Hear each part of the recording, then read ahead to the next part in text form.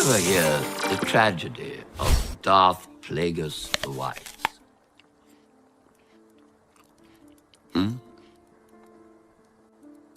I don't know, probably not.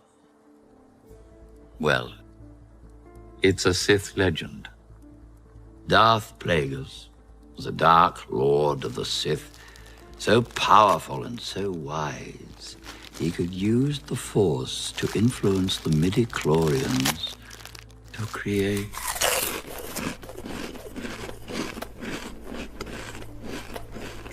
Dude, are you even paying attention? Of course. Just carry on with your story, dude.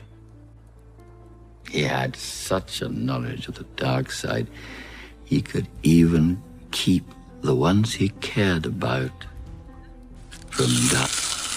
The other day I was going to my local Starbucks, and when I got to the till, the barista not only had the audacity to be a woman, derogatory, but also talked to me. This is unacceptable. So in no uncertain terms, I screamed, "Excuse me, whore! I'm married! Do not flirt with me!" As I proceeded to show her my phone wallpaper and wallet photos, which were both of my life fallen shadow. And then I proceeded to growl at her until the police arrived to escort me out. So how was you guys' days? My accountant actually called me today, like early this morning. It's not looking good. I said, what do you mean? He's like, brother, you're getting hosed in that Asmongold, that defamation case. You're getting destroyed. And I told him, like, what's going on? He said, Miz, you're spending $40 grand a month on legal fees, and you're giving your chat $40,000 a month alone. Just your chat, you gave 40 grand alone on giveaways in January, and it's the 14th. And he said, you got to cut back. What does tofu and dildos have in common? What? What does tofu and dildos have in common? The fuck? I don't know. They're both meat substitutes. Oh! Peace! I'm out!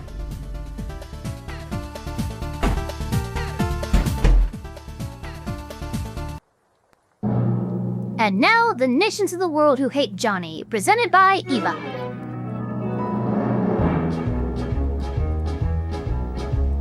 United States, Canada, Mexico, Panama, Haiti, Jamaica, Peru, Republic Dominican, Cuba, Caribbean, Greenland, El Salvador, too, Puerto Rico, Colombia, Venezuela, Honduras, Guyana, and still Guatemala, Bolivia, then Argentina, and Ecuador, Chile, Brazil, Costa Rica, Belize, Nicaragua, Bermuda, Bahamas, Tobago, San Juan, Paraguay, Uruguay, Suriname, and French Guiana, Barbados, and Guam.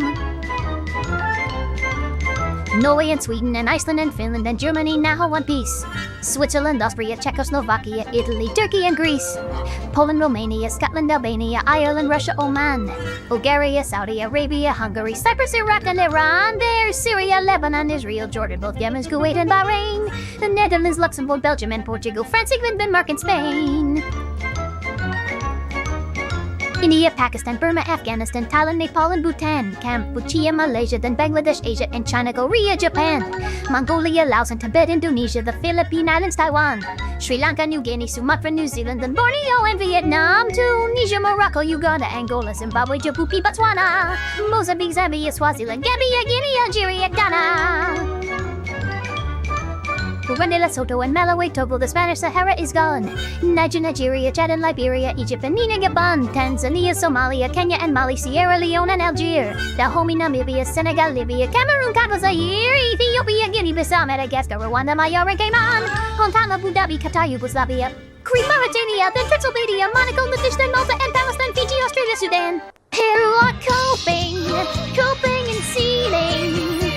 You just can't accept what you're seeing. That's it, coping and sealing. The truth it is scoring, and now you are molding and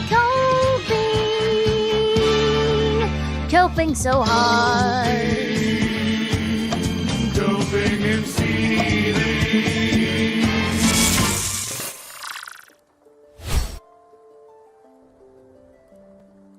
Hello everybody! How are we doing? This fine, fabulous, fantastic Tuesday. It's a Tuesday. We have a lot to do on this Tuesday. Not only do we have 5 amazing videos to be reacting to today, we're gonna be doing our inaugural Reddit stream. What's going on? It's Rumble? Yeah, we're doing Rumble tonight for Full Metal Alchemist Brotherhood because last week we had,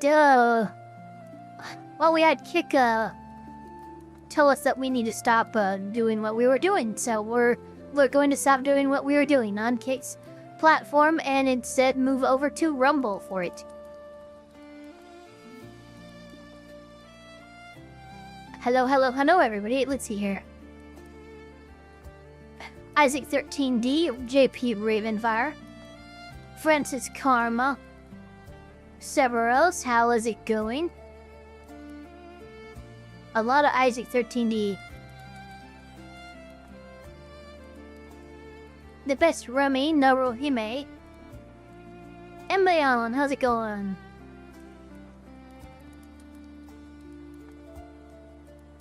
Festiva, how's it going? McSkittles, Feral Gaming, Lord Peace. There we go, Ethel. There's some people. I'm kidding. Okay, I almost said...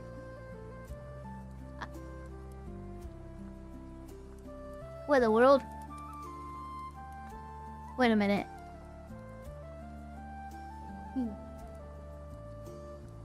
Yeah, what? Did it die? I just noticed that. There we go. Can some people start chatting? See, did you guys, there we go. That was so weird. You guys, like, broke the chatbot for a second. Yeah, that was, no, I had to refresh it. That was weird. That was very weird. But, chat, we have, we're gonna start out with, a couple Nate the Lawyer, videos, including a members-only video that, Nate gave me permission. Why in the world? Sort I noticed? Why, oh, there it is. Yeah,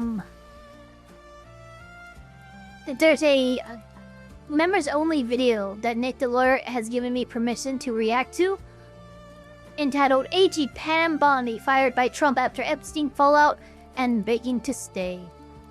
So that's gonna be a fun little little celebration. While I quickly try to regain control of my fucking tongue because I can't talk today apparently. Broke the chin, but broke the tauke. Don't stroke out, stroke it. Okay, listen. That sounds a little lewd, I'm not gonna lie.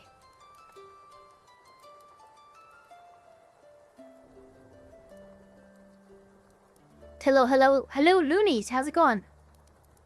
So the first Nate the Lawyer video that we're actually gonna watch is we are looking in at everybody's favorite mayor. You know it, I know it, everybody knows it. Tiffany Henyard is back in the news with election board steps in. Henyard faces hearing about possible election fraud. So we are going to kind of whet our appetite with this shorter Nate the Lawyer video. Let people trickle in stuff. And yeah, I guess our super mayor, the one that I think it was Dalton or something like that. That it was that she was up there fucking around, and then she moved down to Georgia and she's trying to run for some kind of position down in Georgia. It's in Fulton County, that's right. So yeah, this is pretty fucking crazy. It got my hot air popcorn, nice one. Spooky Shoe, how's it going? Artamos, welcome. Eva, have you heard of the case of California VD? Why does that sound like a joke? Let's see. You're not fucking with me, right?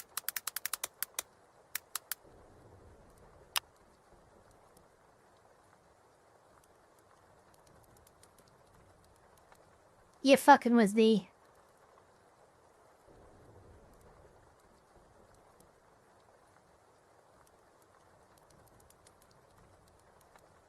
Does the Department of Education, VA, California. I don't see anything. There's a people. VD. Oh, that's the people has VD. Holy shit. Gift, thank you so much for the 5 gifted memberships. Let me go ahead and do a little something real quick. Let me go to clips. And let me steal legal mindset gimmick. Blah, blah, blah, blah. Yes. No. And thank you for being a housecarl for 8 months. Very much appreciated.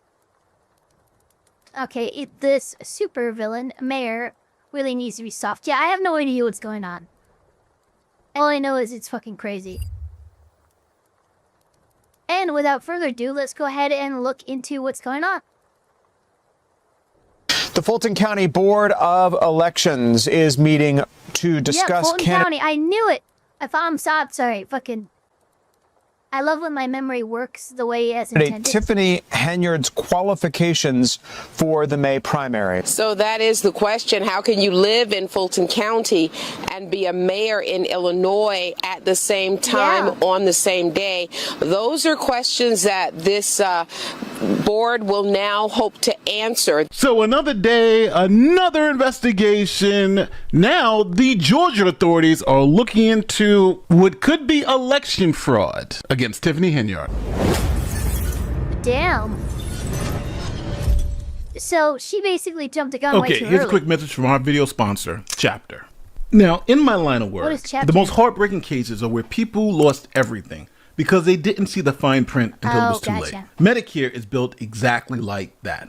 You think your broker is actually looking out for you, but the facts suggest otherwise. In fact, the Department of Justice recently filed a massive complaint alleging that the country's largest brokers were steering seniors to plans based on kickbacks and not what's best for the senior. That's why I've partnered with Chapter. Their advisors are independent, unbiased, and salary-based, meaning they have no financial incentive to push one plan over another. They advocate for you, not the insurance companies. And Chapter is the only national advisor that compares every single Medicare plan nationwide, not just a select few. Historically, seniors working with Chapter have saved an average of $1,100 a year. The call is free, it takes under 20 minutes, and if you're already on the right plan, they'll tell you. Call Chapter in the description and in the pinned comment.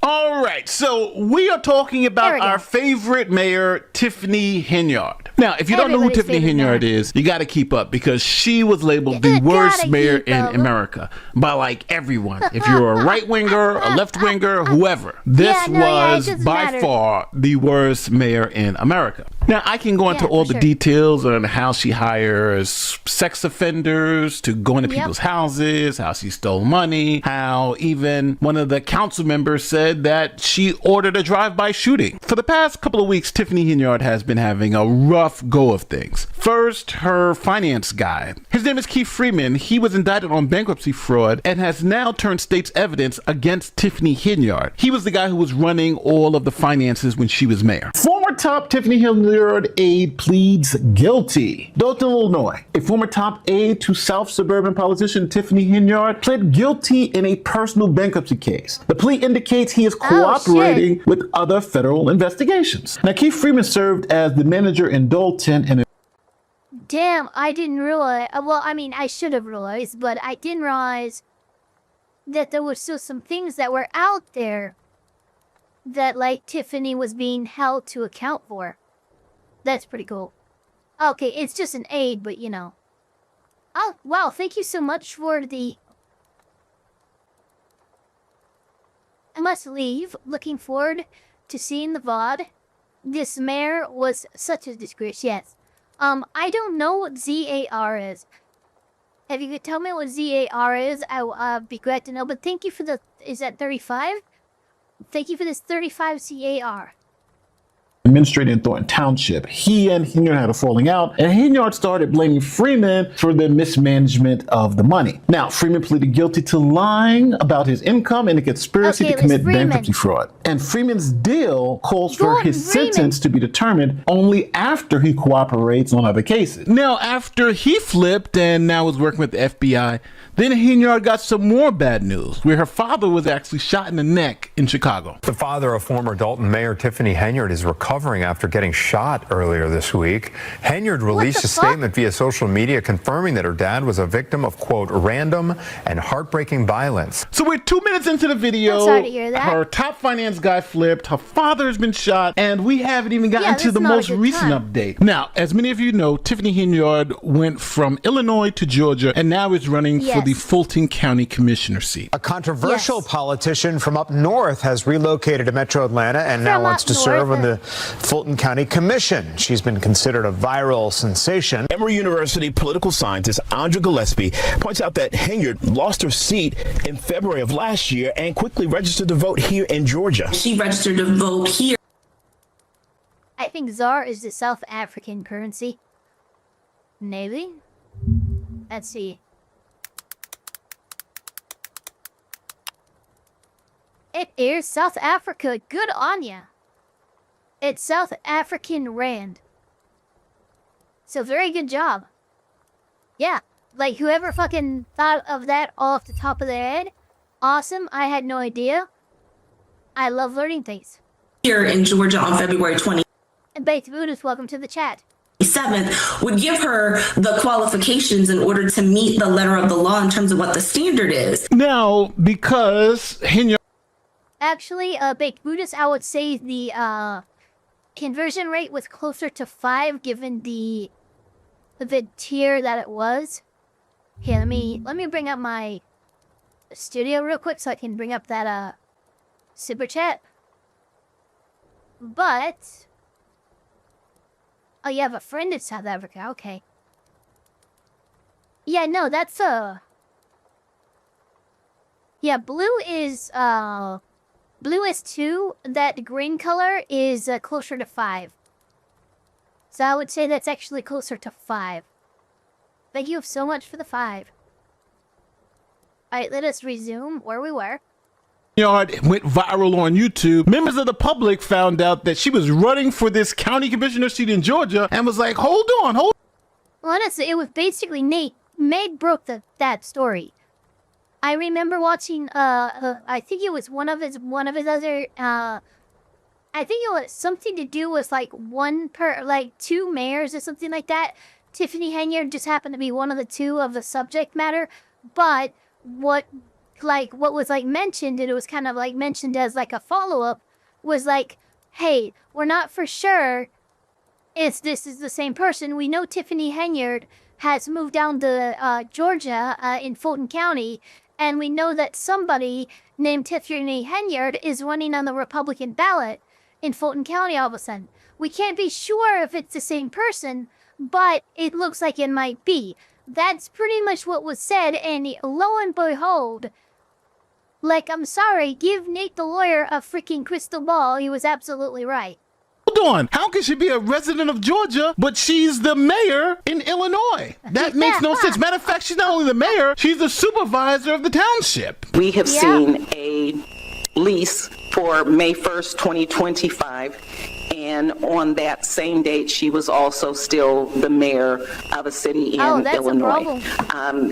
We'll ask our attorney first to explain what the law is with regarding to determine if the Board of Superintendents can challenge. At the time that she gave us the lease with a resident in Fulton County on May 1st, 2025. At that same time, she was also living in and a mayor in Illinois and also a supervisor of a township in Illinois. Now, here's criminal defense attorney Megan Grout. She's going to explain to us what Henyard did to register to vote in Georgia. Now follow along. When she registers to vote, here is the voter registration page that you can fill out to be a Georgia voter. And it doesn't interest... No, they didn't let her... No, they didn't let her run for office. She applied to... She put in all her paperwork and stuff. She's trying to run for office down in Fulton County. But their election board, or whoever handles all that stuff, actually flagged her and said, hey, there's some issues that we have, and there's some questions that we would like answered before we actually allow you. Yeah, their audio is pretty bad. But before we actually allow you to move forward and run in this campaign, we need to, we're going to investigate this. And it doesn't look good. It looks like they might be facing actual election fraud, which is fucking crazy. Interestingly, it doesn't say that you have to provide proof of residency necessarily. Yeah, running, yeah. Running as a Republican. It's so funny. Right away, it says you can submit it with the form or when you vote for the first time. So number one, and I would have to dig into this more, honestly, I don't know whether she provided information that she had some type of a Fulton County address when she registered to vote. I'm very curious about that. Well, I can answer that question. Yeah. Tiffany Henyard provided a lease for a place she was renting. Here's that proof. Now, Henyard told Fulton County officials she has rented a house in the Chattering Springs subdivision in the southern part of the county. How did we receive her registration? She registered through the online voter registration system. She applied for her Georgia driver's license February 26, 2026, and she registered February 27th. But you can register online. But where it gets even more... So wait a minute. Even though, like by the time of May coming around, she's still dealing with all the stuff up in Dalton. But she somehow in February decided to get a hold of her Georgia driver's license and all this stuff that she needs to. Like, that's way too much of an overlapping time frame. Interesting is when you look down to this part. Isn't this just fraud at that point? At some level, I think that's what's being argued.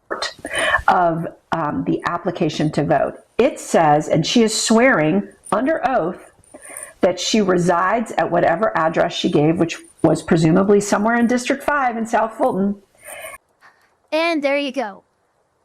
Under oath, she's making this testimony that she lives at this property that she's renting in Georgia, but she can't be actually residing there as her primary residence because she's currently fucking working or was working at that time as a freaking as overseer of the entire township around Dalton. So how the hell did this? This is fraud. She lied. And that she is eligible to vote in Georgia. So she is swearing that she is a resident here in Georgia. That's an issue. And then it says over here, there's a warning. Any person who registers to vote knowing that such person does not possess the qualifications required by law, who registers under any name other than such person's own name, or knowingly gives false information in registering, shall be guilty of a felony. So on February 27, 2025, when she registered to vote in Fulton County, was she truly a resident of Fulton County? All right, so let's talk this out. Henyard lost the primary election in February. Breaking news as we come on the air tonight. It appears Tiffany Henyard is out. Thanks. Oh, so she lost and she ran. That's what it sounds like happened. Eva's brain is breaking slowly over time on this video as this video is progressing. It's fucking crazy. I still don't understand how we are still in the freaking 4 months into 2026 and we're still talking about Tiffany motherfucking Henyard. It's crazy. For joining us, I'm Scott Schneider. I'm Dawn Hasbrook. Our Dane Placco has been the leader in breaking news on all of the Dalton drama. Dane, this sounds like a shocker. Yeah, Tiffany Henyard didn't just lose tonight. You might call this a political annihilation. Her opponent, trustee Jason House, getting a 7-1 margin over her tonight. But losing the primary election doesn't mean you're not mayor. She's now still mayor until May of that year. Yeah, but she's also Thornton Township supervisor. So she loses in February. She knows that she's on her way out. She immediately registers the vote in February in Fulton County when she is still fulfilling her duties and responsibilities until May. February, let's see, March, April, May. That's 3 months. That's too much overlap. I'm sorry. Till May of that year. But in February, she goes and registers to vote in Fulton County and gets a Fulton County driver's license in February. Now, during that same time, she's collecting paychecks from Dalton and Thornton Township because she's the mayor of Dalton and she's the supervisor. She should have 3 fucking pay stubs. During her time as a supposed resident in Fulton County, she's getting paid as the mayor of Dalton. That's crazy. Thornton Township. Georgia election records show that Henyard registered to vote down there on February 27th, just 2 days after voters gave her the boot in Dalton. That means even if she's elected in Georgia, she may not meet the year residency requirement. And just so we're clear that she was the mayor and the supervisor up until May, here is some coverage of the new mayor and the new supervisor being sworn in May. Self-proclaimed Super Mayor Tiffany Henyard leaves office in the next few weeks after being badly beaten at the ballot box. Packed room tonight in the village of Dalton as the Tiffany Henyard era officially came to an end. So now, February she moves. We have March and April. She's still getting a paycheck from Illinois. She's still the mayor of Dalton. Did you just count using your fingers? No, I counted using my words. February, March, April, May. That's 3. I didn't use my fingers, I just used my words. She's still the supervisor in Thornton Township. And to hold those positions, you have hit forward down to Georgia. Smoke issue absolutely based. No Eva counts on her toes. You guys are mean. To be a resident in Illinois. So you can't be a resident in Illinois and at the same time be a resident in Georgia. Now, I want to make this distinction. You can have a vacation home. For instance, you could live in New York and have a vacation home in Florida. But Florida would not be your residency. It would be like you're taking a trip to Florida. You could stay there for a month at a time or however. You just be visiting. Yeah, it was a whole process for Trump to move his residency from New York to Florida back when he did that, and he moved his residency down to Mar-a-Lago. But before then, his residency was in New York. Florida. But your residency is where you live and where you vote. And why is that important? Because you can only vote in one place at a time. Now, if you were to move from New York and change your residency to Florida, then you get your driver's license and you register to vote in Florida. And this is the issue that's coming up here in Georgia, is because Henyard had to be a resident in Illinois to have those 2 positions, the mayor and the supervisor. So it's impossible for her to be a resident in Illinois and also be a resident in Georgia at the same time. So the good people in Fulton County decided to open up an investigation to see if Henyard is actually eligible. So that is the question. How can you live in Fulton County and be a mayor in Illinois at the same time on the same day? Those are questions that this board will now hope to answer. They have actually decided to have a residency hearing in April next week, next Thursday, April 9th. And at that time, they are expecting Henyard to come forward and explain exactly what all of this is about. They actually had a meeting this afternoon and made a decision to look into the residency of this very controversial candidate. So we get to see. You know what's so funny too? This is totally something that I would expect your average Joe to do, not thinking anything of it, right? Because it'd be one thing if they were just a normal resident of Dalton, and then they moved down to Georgia, and they did all the switching stuff, and maybe there was some overlap and stuff, but they're not a civil servant. They're not running for office. They're not doing any of that shit that would cause that kind of conflict. So it's pretty much fine. It goes by. It's overseen without much of a problem. And no one fucking makes a stink about it. The issue is, Tiffany, that isn't you. You're not your average Joe. You're a civil servant currently serving 2 positions up in one state while trying to actively gain residency in another state and run for office down there while registered. What are you doing? That's like too much. No, I see why they're doing this. This is why you're gonna be disqualified from running in Fulton County. Why would anyone move to Georgia, though? That's a good fucking question. I wouldn't move to Georgia, but I guess some people do. Tiffany Henyard go in front of the elections board and explain how she was able to collect a paycheck as mayor of Dalton.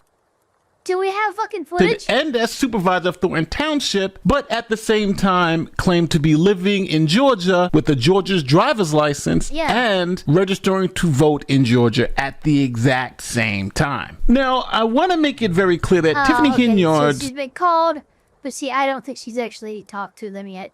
Defense, I think, is... It's AI I know it's AI generated.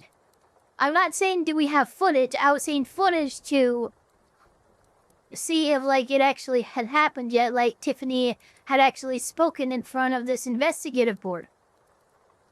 Isaac, you dork. It's going to be simple. She's going to say, yeah, I registered to vote in February. I got my driver's license changed over in February, but I didn't move until May. And I'm pretty positive she's going to say she was just preparing for the move. And she wanted to do all this stuff early so she didn't have to worry about it after she got down there. So my question to you is, the good Republicans in the state of Georgia, do you think it's a good idea to allow Tiffany Henyard to run under the Republican banner in Georgia? I don't know. I think that's a mistake. And what do you think about the election board down there in Fulton County? Do you think they're going to let Henyard run? It's going to be interesting because, I don't think they are.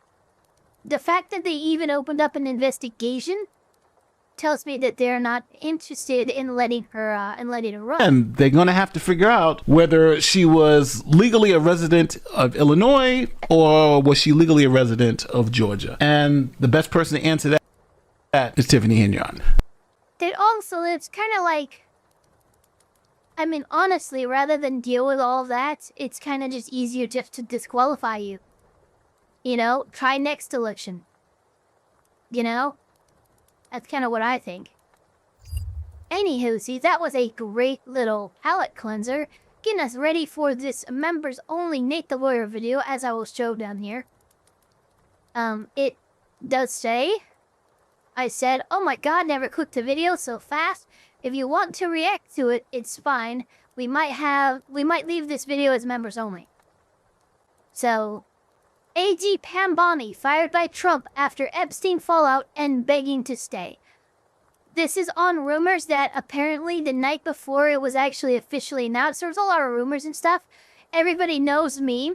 For a long time now, I've been saying Pam Bondi needs to be fired. She needs to be the first fired in Trump's little fucking group of crazies, you know? Luckily, I ended up being right, and Pam Bondi was the first to be fired. Well, actually, no. It was Kristi Noem. And after Kristi Noem got fired, I said Pam Bondi's next, then Pam Bondi got fired. Excuse me, okay. Misremembered that. But this is the fallout on that, and it was apparently reported that she pretty much lost her shit when Trump informed Pam Bondi that, hey, sorry, I'm giving you the boot. She apparently, like, literally begged him to keep her job for just a little longer. Kaylee, I just got off the phone with President Trump. We have a big scoop. Pam Bondi will soon leave her job as the Attorney General. She is going to get a different job within the administration. It doesn't sound like there is any bad blood between her and President Trump. According to the Daily Mail, her firing was messy as with them reporting that Bondi begged Trump not to fire her in an explosive showdown at the White House. So another one bites the dust. Pam Bondi is out as Attorney General. Hell yeah. Hell to the yeah. Still happy? Now, for those of you who watch this channel, you know how I feel about now former Attorney General Pam Bondi. I thought Pam Bondi was one of the worst cabinet members. Yes. And it was crazy for everything, from Epstein to going after criminals. It was just like she was just failing at it all. And I'm not the only person that thought this. She was not good at it. 56% of Republicans also didn't like Pam Bondi. Matter of fact, Out of the whole administration, all the polls showed Pam Bondi was the weakest link. Pam Bondi was already underwater, and I wouldn't be surprised if she goes underwater more. Take a look here. The net popularity of Trump cabinet members. Look who has the lowest number. Okay, so they already got out Nome. They've gotten out Bondi. Hexeth. There's a couple others I think that are going to end up going before Hexeth.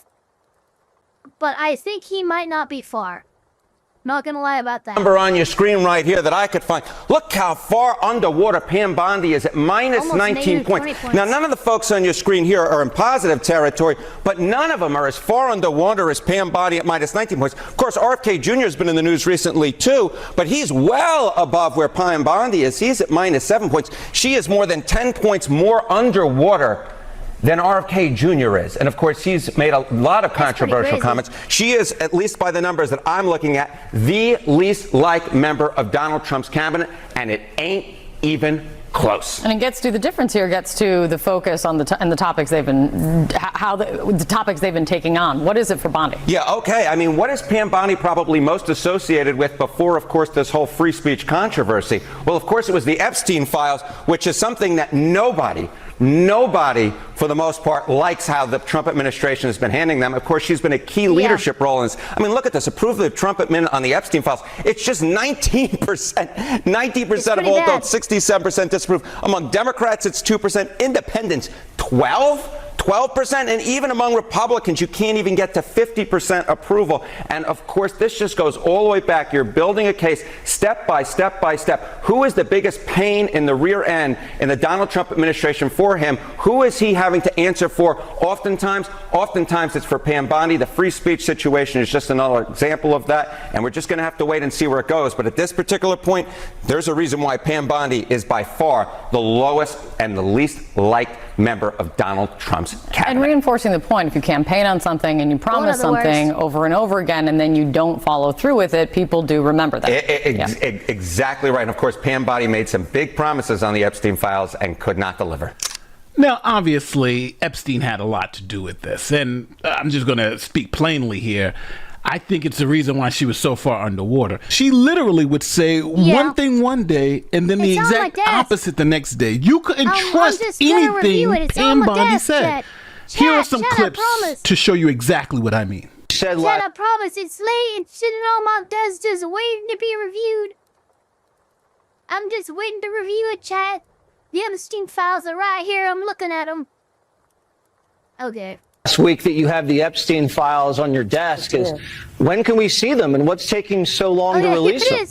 I do. Jesse, there are well over, this will make you sick, 200 victims. 200. So we have, well over 250 actually. So we have to make sure that their identity is protected and their personal information.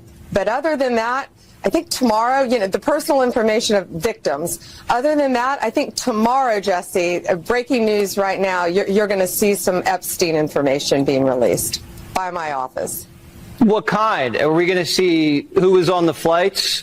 Are we going to see any evidence from what he recorded? Because he had all of his homes wired with recording devices. Yeah, what you're going to see. Chat, why is anybody talking about this when the Dow is at 50,000? Hopefully tomorrow is a lot of flight logs, a lot of names, a lot of information, but it's pretty sick. What? God damn, she is. I mean, she is just stumbling. Like, I mean, really, she is crashing and burning. Mr. President, a second Attorney General has hit the tower. Or, excuse me, the island, Epstein Island. That man did. Okay, well, we'll along with his co-defendant. Absolutely. Erasmus, welcome back. It must have been a while. But if you'd see, it's not a sunburn. I have freckles and a little fingy. See my little fingy? See, look. Little fingy. I got a little fingy.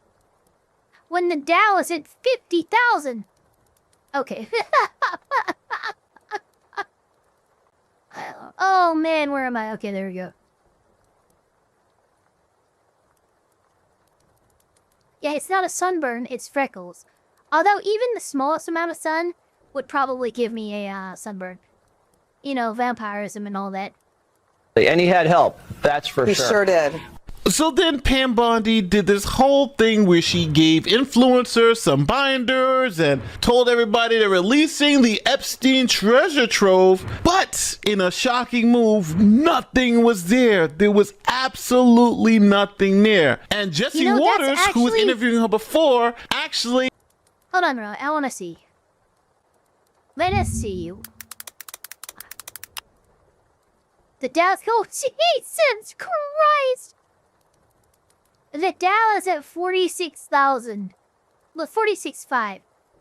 So it went down 3,500 since that statement. And it has actually kind of been in a free fall for a hot minute. So yeah, that's where that is. He called her out, said, hey, this was all BS. Epstein was facing sex trafficking charges in Lower Manhattan. Where's all that paperwork? The FBI seized computers, surveillance videos, banking records, file cabinets, and photographs from all of Epstein's properties in New Mexico, the Virgin Islands, Palm Beach, and in New York. The Justice Department also gave Epstein a sweetheart non-prosecution deal 17 years ago. Where are those files? The Bureau of Prisons. Where are those files? So we were looking today to find out more about why the government's been so suspiciously protective of Jeffrey Epstein. Yeah. This afternoon, a bunch of conservative influencers left a meeting at the White House with binders that said the Epstein files, phase 1. Once the binders were opened, people were able to see flight records and Epstein's Rolodex and a list of masseuses. The masseuses' names were blacked out, and the information from the flight logs wasn't new. Neither was the Rolodex.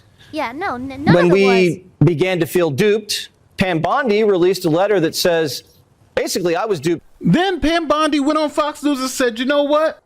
Instead of all the boxes and stuff, I got something even better. I got the Epstein client list sitting on my desk. The DOJ may be releasing the list of Jeffrey Epstein's clients. Will that really happen? It's sitting on my desk right now to review. That's been a directive by President Trump. I'm reviewing that. I'm reviewing JFK files, MLK files. That's all in the process of being reviewed because that was done at the directive of the president from all of these agencies. Then when she didn't produce the list that she said was on her desk, she went to the press and said, hold on, you guys got it all wrong. This is what I really meant. Sure. First, to back up on that, in February, I did an interview on Fox, and it's been getting a lot of attention because I said... Yeah, because you fucking said words. And words mean things. Like, that should not be difficult to freaking wrap our heads around. I was asked a question. Miss Attorney General of the goddamn Department of fucking Justice. About the client list, and my response was, it's sitting on my desk to be reviewed, meaning the file along with the JFK, MLK files as well. That's what I meant by that. Also, to the tens of thousands of video, they turned out to be child porn downloaded by that disgusting Jeffrey Epstein. Child porn is what they were. Never going to be released, never going to see the light of day. To him being an agent... Of course not. But that's not what anybody's talking about. And using this as a smokescreen is disgusting. I have no knowledge about that. We can get back to you on that. And the minute missing from the video, we released the video. Shut up, DP Ravenfire. Video showing definitively the video was not conclusive, but the evidence prior to it was showing he committed. And what was on that, there was a minute that was off the counter. And what we learned from Bureau of Prisons was every year, every night, they redo that video. It's old, from like 1999. So by the way, is that true? Can we fact check that real quick? Like, was that ever an actual thing? Was Pam Bondi's claim about old jail surveillance systems true?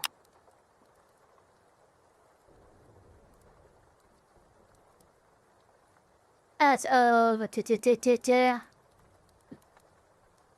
not true. Not true at all, actually. It's evidence of editing. There's okay, yeah. Yeah, no, there was okay. I didn't think there was. I just wanted to be sure. So every night the video is reset, and every night should have the same minute missing. So we're looking for that video to release that as well, showing that a minute is missing every night. Now, I left that last part in there because she even had to backtrack on that, right? The video is deleted, there's a minute missing every night. But then a couple of weeks later, guess what? They put out that missing minute every night. It's a miracle. Welcome back. We have a major development in the Jeffrey Epstein case. CBS News has deleted. I don't understand. How did that happen? Chad, how did that happen, Chad? learned the missing minute from the Epstein jail video before his death back in 2019 may not be missing at all. Earlier this month, the Justice Department released nearly 11 hours of surveillance footage from outside Epstein's cell. Now, just before midnight, the time code jumped forward on the screen.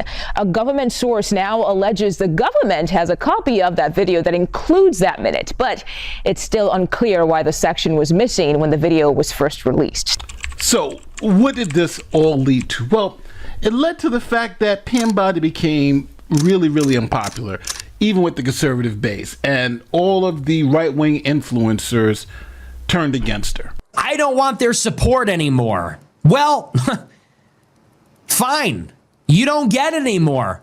Nobody should vote for Trump. Nobody should vote for Republicans. And what needs to happen... Is that fucking Nick Fuentes? Next, by the way, the Republicans must be hanged in the midterms. That's what must come of this. Trump must fucking pay for this statement to say, I don't want your support anymore. Every single Trump supporter, every single Republican needs to say, okay, bet. You don't want our support? Forget about the midterms. Forget it. The 2026 midterms, it just needs to be a Democrat avalanche at this point. And that's not because I'm a Democrat. I'm not. I don't like the Democrats. I hate the Republicans more because the Republicans are traitors. Because I have voted for Republicans. I have supported Republicans, and they on our face. Talk about this. I'm going to excommunicate you. Well, you're not the Pope, bro. I mean, you're not speaking from the... I'm sorry. There's not a lot that I ever agree with Alex fucking Jones on, right? But when he says, yeah, bro, you're threatening to excommunicate me, you're not the Pope. What the hell are you talking about? He's thrown ex cathedra. And plus, I'm not Catholic. So, I think of the Catholics, it's just, give me a break. Anyone who disagrees with anything I say is banished. And I'm not saying Trump land is a cult.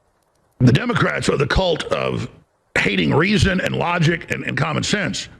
But when Trump starts behaving like that, it starts getting into cult territory. And I bet, since I talked in the first hour and said I'm not in this cult, if that's what it's turning into, I bet there's already news articles about it.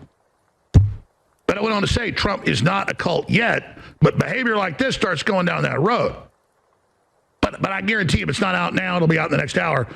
And it'll be Jones says he's left the Trump cult. Nope, never was in the cult. Not saying it's a cult, but this is starting to become cult-like language. Many of us were not. I wonder what Alex Jones would say today about that whole Trump cult thing. Saying anything different from what we've been saying for years about Epstein. Okay, and also what Trump has been saying for years about it. Now Trump has decided all of a sudden that the issue doesn't matter, it's boring, and anyone who talks about it is a weakling and not one of his supporters. He decided that in the last 2 weeks. He never said that before.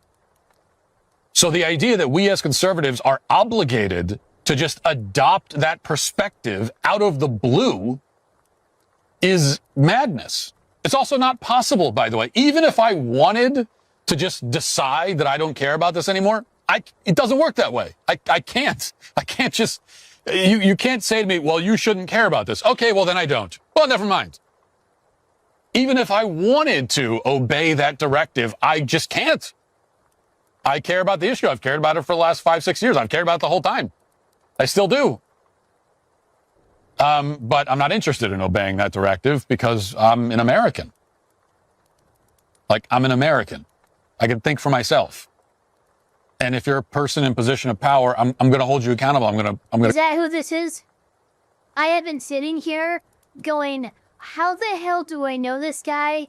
His face is so familiar. And I couldn't place it. Is this the Mr. Anti-Anime guy? Criticize you if you do something I don't like. I don't care what party you're in. But the other thing, too, is that the Epstein scandal, and this is what has to be, you have to understand, is that the Epstein scandal is not happening in a vacuum. Okay? Yeah. We have not seen any high-profile or powerful people held accountable for their crimes. No one's even been fired, let alone arrested, for allowing an assassin to almost kill Trump last year.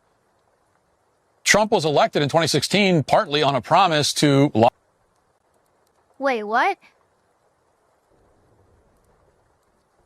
No one's even been fired, let alone arrested, for allowing an assassin to almost kill Trump last year.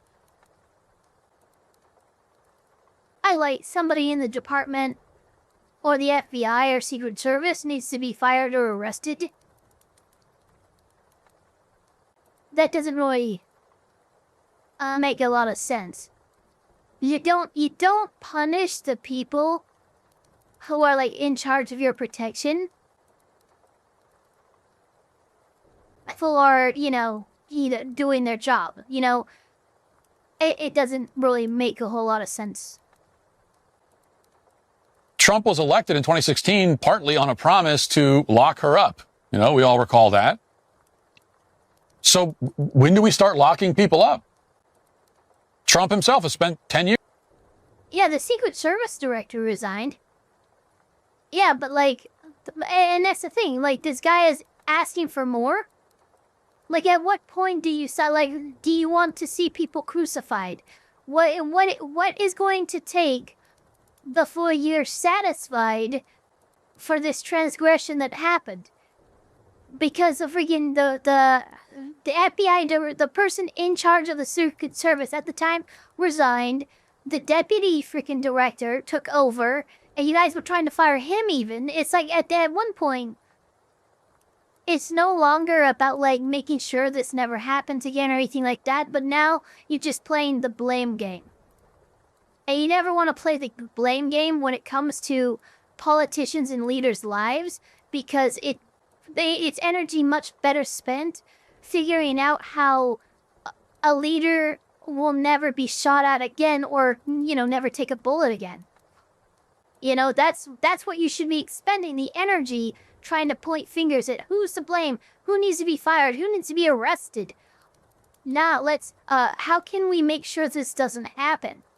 Years calling out many different crimes and scandals, rightly so. Just this past weekend, he was talking again about the rigged election in 2020. Why hasn't anyone been arrested or charged for any of this? What about the people who lied about the COVID shot? What about the people who funded the BLM riots in 2020? What about the cabal of unelected bureaucrats who were using Joe Biden's auto pen to sign pardons and executive orders, effectively seizing control of the federal government? Now, back to the point, Republicans are saying that this is a major scandal. I agree. It is. So then who will be held responsible? Who will be punished? What actual person with a face and a name are you going to arrest and put in prison for this scandal? Well, Republicans are investigating it. Great.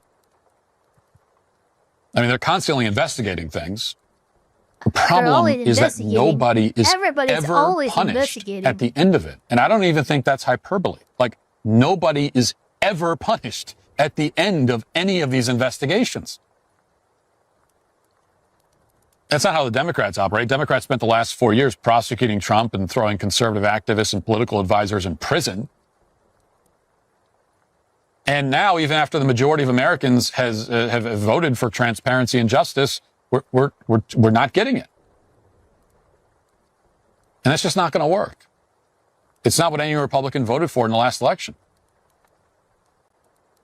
Okay, we want to see accountability. We want to know that even the rich and powerful will pay for their crimes. I think Trump's name is on the list. I think Mossad knows it. I think Mossad told their American stenographer, Who is this who guy? happens to be the director of the CIA, who takes down and regurgitates everything Mossad told him. And I think that stenographer whispered it into the president's ear. And he's terrified that this will come out because he knows it will be the beginning of the end, whether there's a Republican Congress or a Democrat Congress. That's what I honestly believe has happened. Now, obviously, I haven't seen the file. Right now, we're dealing with Donald Trump saying he doesn't want our support anymore. But I wanted to highlight, for the beginning of this interview and segment, conversation,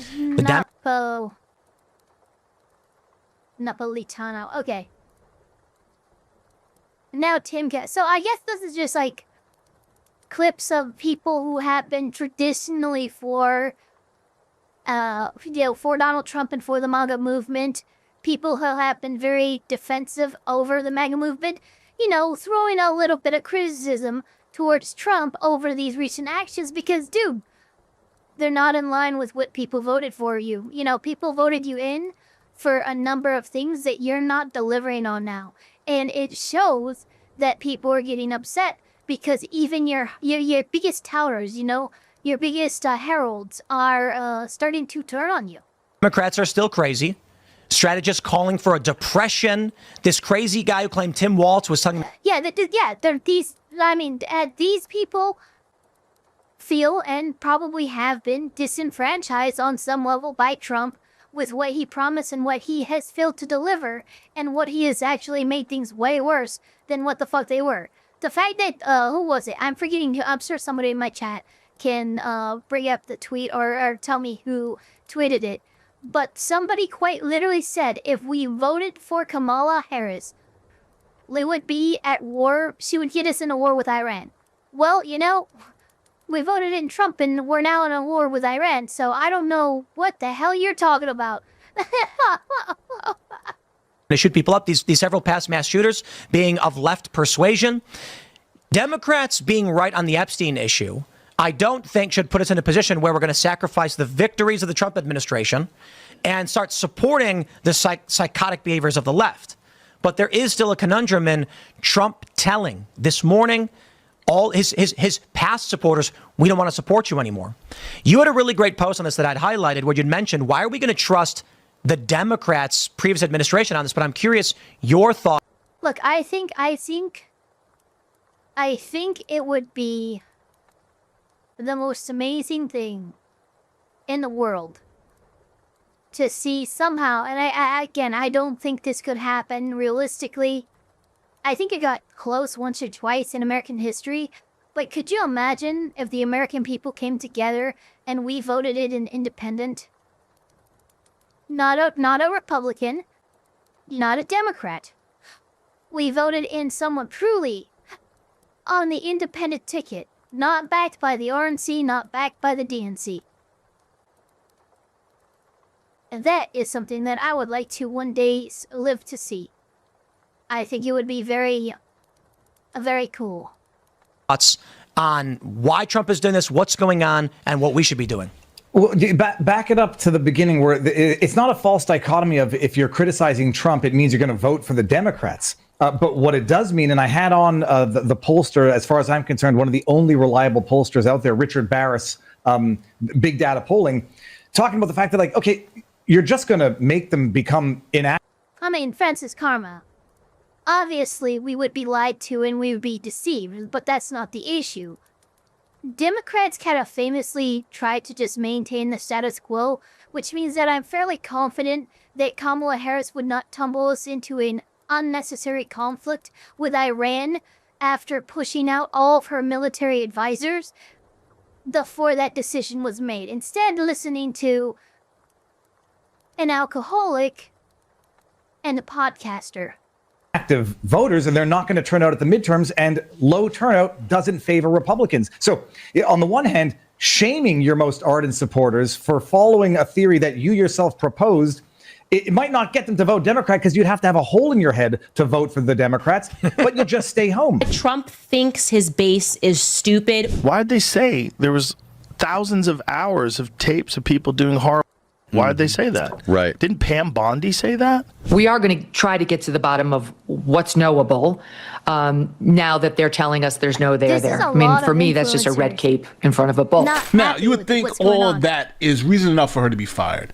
But as Philip DeFranco is going to tell you, the word on the street is that she was fired because she leaked some information allegedly to Eric Swalwell. Now, Eric Swalwell was the congressman who got caught up with a Chinese spy. Well, this is the story. California congressman I'm sorry, I forgot about that.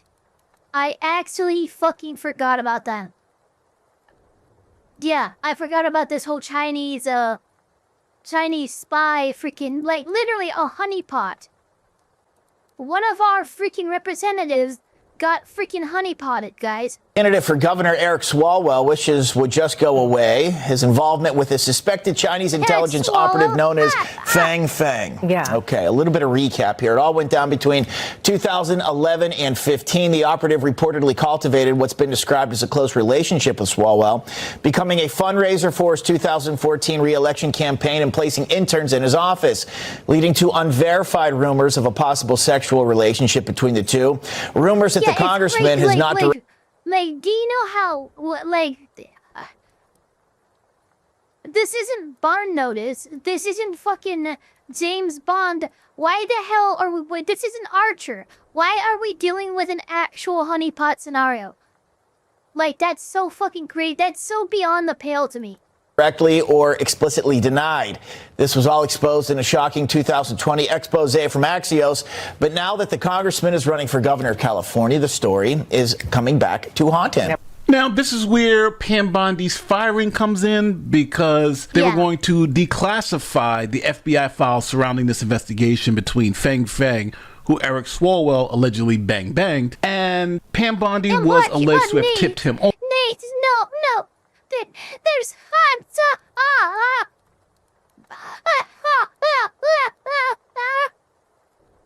I'm going back. There's no way I just heard Nate the lawyer say Fang Fang, bang bang, holy fucking crap. Declassified the FBI files surrounding this investigation between Fang Fang, who Eric Swalwell allegedly banged, and Pam Bondi was alleged to have tipped him off, making Trump mad, causing her to get fired. Here is Philip DeFranco laying it out. According to the Daily Mail, her firing was messy as f, with them reporting that Bondi begged Trump not to fire her in an explosive showdown at the White House after he accused her of an unforgivable offense. And they added that when Trump told her she had been terminated, Bondi responded by pleading for the president to give her more time in the role. And as far as the unforgivable offense that the Daily Mail is referencing there, you had them claiming Trump's reasoning for the sudden dismissal comes in part because the president believes Bondi tipped off Eric Swalwell about the FBI's efforts to release investigative documents related to his relationship with an alleged Chinese spy. So the MAGA base turned against her, the Republicans turned against her, and eventually Trump had enough. So Pam Bondi is gone. Let me know if you think this was the right move, if you think it was the wrong move. Should he have given her more time? To be honest with you, Pam Bondi, I think, was in that job for too long. She just was bad at it. And hopefully they put somebody in there that's more competent. Don't forget, like, subscribe to all our YouTube stuff. Sadly, I'm not sure, at least the interim Attorney General is not looking remarkably competent, but that's a story for another day. Maybe for Elfpire Yaps on Friday. But there we go. There is our Nate the Lawyer episodes. Fucking great. Love that Pam Bondi is out. The other thing is 2A supporters are also happy with... A lot of people are happy. Look, it doesn't really...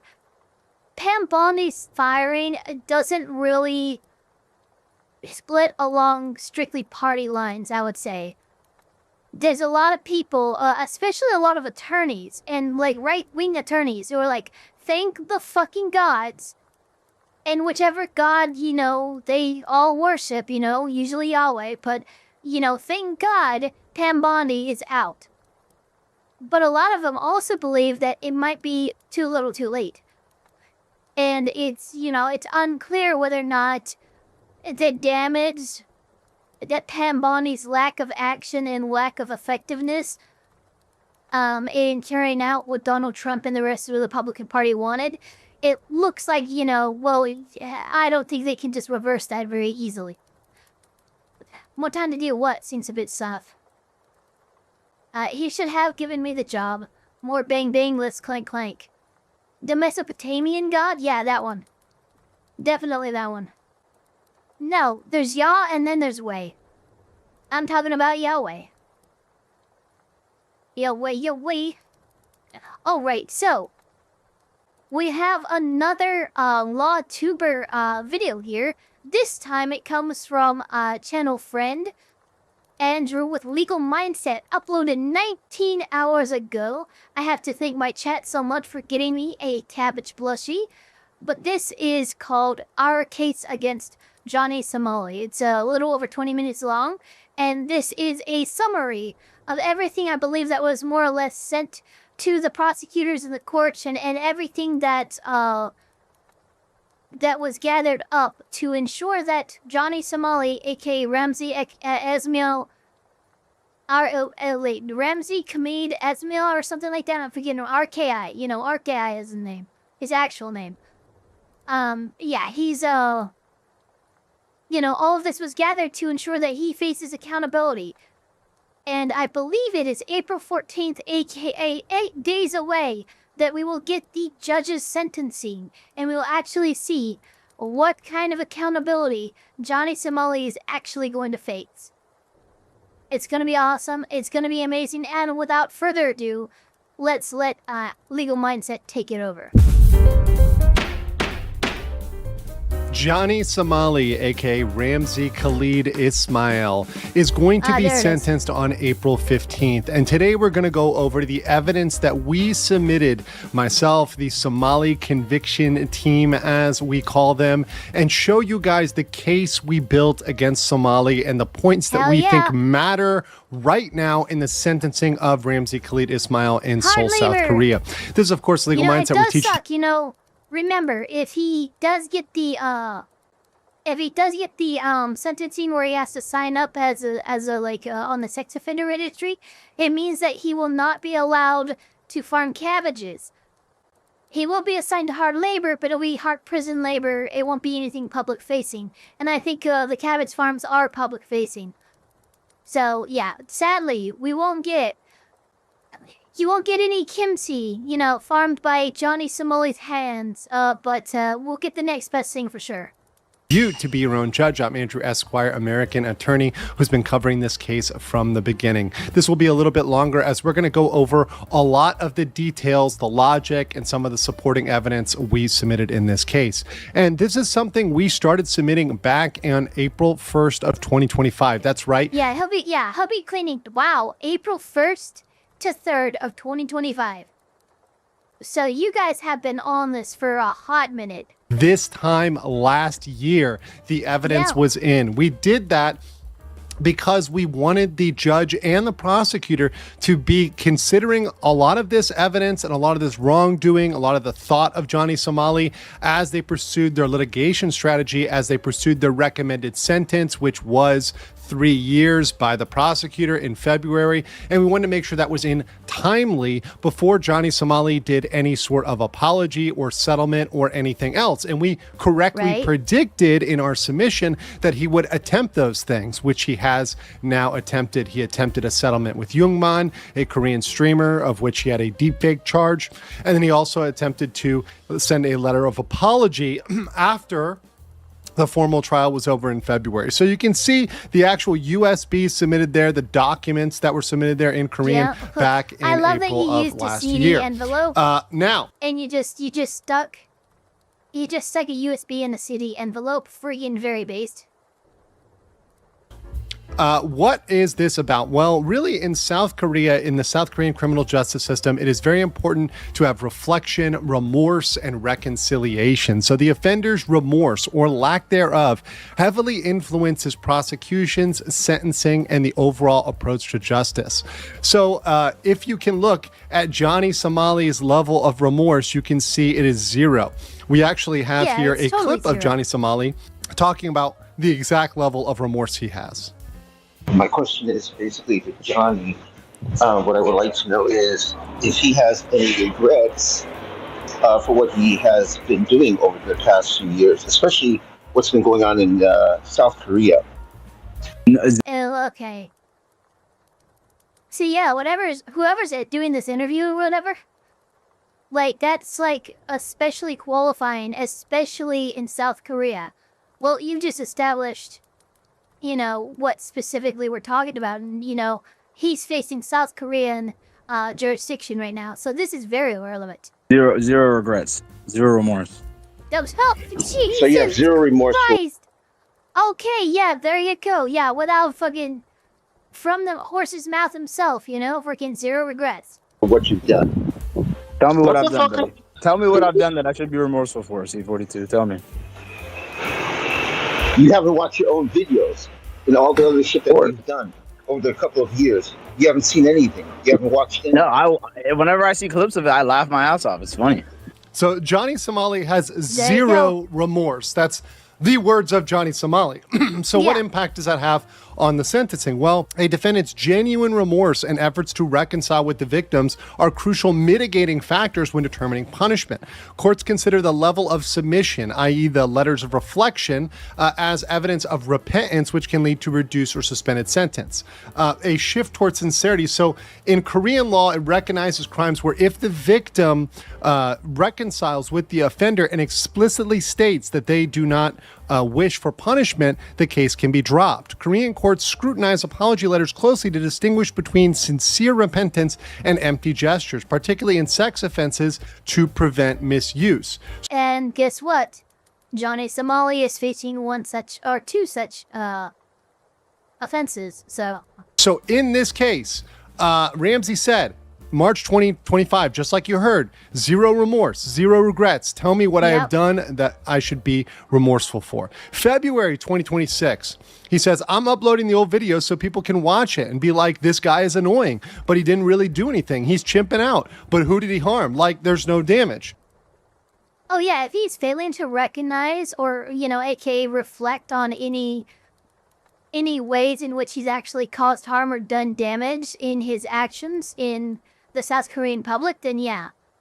I mean, this is very relevant to whether or not, you know, the judge should go easy on sentencing, to which I think, I know it's not common, and I don't even know if the judge is technically allowed to, but if I was the judge, I would give a slightly harsher sentence than what the prosecutors recommended. I would give him like 4, maybe 4.5 years instead of 3. February 27th, 2026. He goes into court and says, I sincerely apologize for my actions in Korea. I expressed remorse for the incident for which I was charged. I did not realize how serious the consequences of these actions, which would not be considered criminal in the United States, could be in Korea. March 17th, Ramsey... By the way, and I'm sure you'll mention this in a bit, many of the actions that he committed in South Korea would absolutely be considered criminal offenses in the United States, especially his actions in that 7-Eleven. It's his first and only letter of reflection post-trial. The trial, as in the case in chief, is done. The submission of evidence should have already been done. It's only waiting on the sentencing at that point. Super late submission there. And you can see that, you know, compared to Korean streamer Youngman, who submitted 7 letters of reflection during trial and 1 post-trial. Shit. Johnny had 0 from the time his trial began in March of last year, 2025. No. Hadrix. Listen, it's fine. We want him back, but we want the maximum sentence that the judge is allowed to give, because one of those conditions is registration as a sex offender. And when he returns to the United States, he will be required, per United States law, to register with our sex offender registry, which means that he will be coming back after years of not being here. He will step foot, and if he I think it's is it 14 days, 30 days or something? It's a very limited amount of time that you have to register as a sex offender if you receive one in South Korea or another country in which I think we have extradition and other treaties and stuff like that. It's crazy. You're the only person who gets my name right without having heard it. Really? I don't know. Your name is much easier to pronounce than a lot of people's in chat. It might be 3 days. Yeah, I think it's really short. Yeah, I think you might be right, TP Ravenfire. But when he gets out of, his time served in Korea and everything like that, and he comes back to the United States, he will be required to register as a sex offender within 3 days. Otherwise, he'll get hit with more crimes here for failing to register. Until it ended the case in chief in February 27, 2026, he submitted none. He only submitted it after while he's waiting for sentencing. That's completely abnormal and doesn't show sincere reflection. Now let's talk about a suspended sentence. Now, Johnny Somali indeed knows. Please no. Please, if there's ever any kind of God out there, please, dear God, do not suspend his sentence. I will be so disappointed. Oh, I will be so disappointed. Knows what a suspended sentence is. In fact, he's made comments about a suspended sentence and how he desires for a suspended sentence and wants to get a suspended sentence, right? But what he doesn't know is suspended sentences are not something that is just thrown out willy-nilly in Korea. It's not something that's very easy to get, that just you can get no matter what. There are certain conditions which the judge may decide upon a suspended sentence. And if they're convicted, but the prison sentence is not served immediately, the defendant doesn't go to court unless he is convicted of another crime within the set period, i.e. 2 years. So the conditions are the sentence to imprisonment with or without labor of 3 years or less. So in this case, yes, that one would apply, right? The sentence was not more than 3 years. So technically he can still get this. But what else? First time offense. Okay. Johnny's first time offense, technically, although he's got more than one charge. The last three are the problem. Sincere remorse. That has not been expressed at all whatsoever. Victim does not want punishment as a result of the settlement. That's not true. The victims, in fact, have submitted letters saying they want extreme punishment, that they really want punishment here. And last is understandable motive. In this case, Johnny Somali's motive. Look, a reasonable person. I don't think a reasonable person could understand Johnny Somali's motive. The motive doesn't make any sense to me. I mean, it makes sense to me in the sense that I know what he's chasing, but what he's chasing isn't reasonable. And so I can't see a reasonable person understanding his motive. Has been absolutely vile. It's been to cause, chaos, get clout, get money. That's the motive here. And that's not what we call an understandable motive in this case. And something that they're going to say, hey, we're thinking this is permissive. We're thinking that this is something that's okay for you to do because you had this other reason. No, he actually doesn't care at all. And once again, he thinks that he's done absolutely nothing wrong and continued to attack the judge even. Let's hear what he said to the judge. Shout out the president, you. F the judge. Look, I'm sorry. I've seen this clip so many times, and I don't mean to pause and just look on in shock. But, you would be so absolutely fucked if you did this to a judge who was overseeing your case. The prosecutor, y'all can suck my dick, bitch ass niggas. Yeah. Suck my dick on soft. Tell them what the charges is. Fucking carrying a fish. Tell them. Carrying a fish and causing anxiety. Causing anxiety by carrying a fish. That's not even remotely what you were charged with. You were charged with obstruction of business.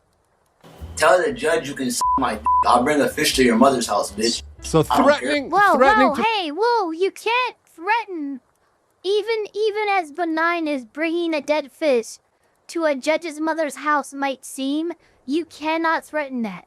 That is fucking crazy. That I don't see. Like I think that if a judge was ever going to go with higher than the recommended sentencing, it would be this Bring case. a fish to the judge's mother's It'd be this case. house. It's fucking crazy. Definitely no remorse there when he's threatening Not to bring even a a fish to the shred. mother's house. He's threatening the judge, the prosecutor, even a shred. saying he doesn't care about the system. That doesn't fit in with the conditions in which you normally hand out a suspended sentence. That's why in the case we made to them, we said under no circumstance should you have that suspended sentence. And once again, this is something that we dropped off with them, with both the prosecutor Very and the nice. judge. You can see the stamps there, the seals, the timestamps, all that good you stuff guys made sure submitted that last shit got in year. there. So we focused in this submission and the evidence that we dropped on certain things and not on other things. We focus on his lack of remorse, the glorification of his own crimes, the contempt for the Korean criminal justice system, attempts to reach fraudulent settlements with victims and deceive the court, continuing harassment and criminal behavior. We did not focus on international incidents. So I know some people thought that we may focus on Japan and Israel, and while I do bring those, Yeah, you wouldn't want to build your argument on like in South Korean court about what this person did in other countries. It's as you know, you might be able to bring it up as like, look, he doesn't just do that here, he does this everywhere, and it kind of adds to your argument that he just is without remorse. But you would not want to build your arguments upon the foundations of what he's done in other countries. up from time to time, those aren't conclusive in a Korean court. Korea is not going to sentence him based on what he did in Japan or Israel or America or anywhere else.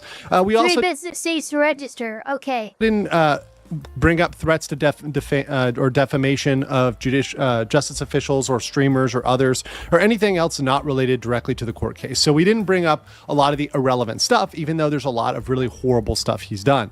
Now, the premise is that the defendant is not sorry. So he continues to express extreme insults towards the court and the judicial system of the Republic of Korea. He publicly humiliates and defames his victims in an effort to intimidate them into reaching a transactional and fraudulent settlement.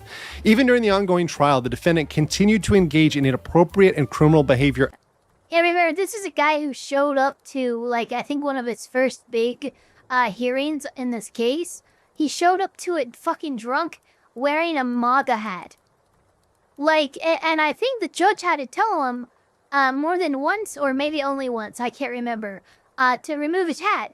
Because, yeah, I mean, that's his basic courtroom etiquette. I mean, internationally. Outside the courtroom, including what we had submitted another charge regarding child sexual harassment when he was literally harassing minors online. The defendant continues to harass and cause anxiety to ordinary passersby without justifiable reason, and he's been doing that over and over again, even after he was charged with those crimes. So the call to action is we ask that the prosecutors in the court give the maximum penalty available under the law with no suspended sentence. Excluding any possibility of a suspended sentence, imprisonment is mandatory sentence. What's nice, though, is as you see down below, the second big thing in their call to action is to reject all settlements. We know that the settlement that he did try to do with Youngman was actually rejected. Like, the courts did not accept it whatsoever. So, if we are to take that as any indicator of where the courts might be headed, it might be good to see that maybe they'll actually listen to these suggestions, these submissions, you know, not just from South Korean prosecutors and everything, but from the international community abroad. Be like, no, this man doesn't need any slaps on the wrist. He's clearly not sorry. He will clearly do it again and continue to do it. Please throw the book at him. Excluding any possibility of a suspended sentence, imprisonment is mandatory. You can see that he thinks he's going to get away. He thinks he's going to go to America, and we cannot allow him to have that. Also, to reject all settlements, which excludes any victim settlement agreements from sentencing consideration. And I think both of these things are important. Once again, Ramsey Cletus Smile thinks he's going to get away light. If you hear him just recently, he actually thought that if he pled guilty earlier, he'd already be back in America. If I would have pleaded guilty to everything, I'm 100% telling you guys, I would have been in America already. You know, it's true. And that fucking statement's probably true, but it's massive fucking cope, because that was Legal Mindset's advice to you from the fucking get-go. He said, look, if you want this to go as quickly as possible, don't fight it, plead guilty, show remorse, say you're sorry, fucking take your lashes, and you'll be on your way back home to America in no time. But you decided not to do that. You held on to your pride and your ego, you fought it, and now you're looking at years in prison with hard labor. This is on you. I would have been in America already, right now. If I would have just pled guilty to everything, I would have been in America right now. Now, this is very funny because, of course, back in August of 2025, I said on my live stream, Johnny Somali, if you want to go home quicker, plead guilty and say you're... And there you go. My memory refuses to fail me. I knew Legal Mindset hit. Oh my God, that... I'm so sorry. Andrew, I don't know how I do it, but I get the most insane freeze frames on you. Sorry, genuinely, and compensate No, Vegihan, I do not pre-watch these. the victims. If you do all of those things, all of them, you will be back earlier, right? I said that in August, and I said that, hey, you could have got this done in 2025. Yeah, he, of I course, remember him didn't saying listen. He said I was full of shit. He said he's going to fight it till the end. He's going to fight the deepfakes no matter what. He's going to just fight that because he doesn't want that on his record, and he's scared of that, etc. There might be You know, he was a real American, fights for the rights of every man. real jail time. Now he's coping that he's just going to be back in America. He would have been back in America a year ago. So once again, more cope from Johnny Somali. So continuing on, here's what we submitted. We submitted a statement from a professor, Professor Ulrich Nod. We gave source video guide with URLs. We submitted compilation video of the defendant's statements proving his lack of remorse and contempt for the court. We submitted a clip of the defendant revealing a strategy to intimidate Bong Bong into a fraudulent settlement and deceive the court. We also have a clip of Ramsey entering the court building on March 7th, 2025, and 5 complete VODs streamed live in March of 2025. So this is all stuff from last year, which gives the defendant's background, Ramsey's background. We define terms like IRL streaming, nuisance streaming, desktop streaming. We explain the text-to-speech messages, and we explain the background of the submitter. That's honestly very smart. Because, I mean, here's the issue with, like, prosecutors, like, kind of the hurdles that they have to overcome is kind of like translating all these laws that these people will break and, like, applying them to, you know, an IRL nuisance streamer. They have to know, they have to define all these new terms. So it's really cool to see, you know, anyone submit this kind of stuff to a court to help them out, where, you know, this would be some extremely annoying and strenuous legwork for the courts to do themselves. As part of the Somali conviction team. Why do we need prison? Well, prison is really important here because the defendant's deliberate escalation of public harassment and sustained premeditated mockery of the Korean judicial system demands the severest statutory response. The defendant has repeatedly made it clear he doesn't care about financial penalties, fines. Fines could even be crowdfunded by the defendant's fan base, rendering them utterly ineffective as a deterrent.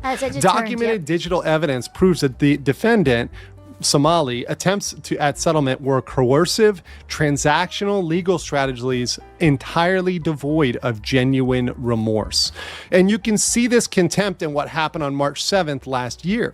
So this shows hostility before, during, and after the first trial. So from 3 a.m. to 6 a.m., he was drunk. He was drunk before the trial, live streaming from his sole apartment, drinking heavily, vomiting, saying, getting ready for court while drinking, how many shots.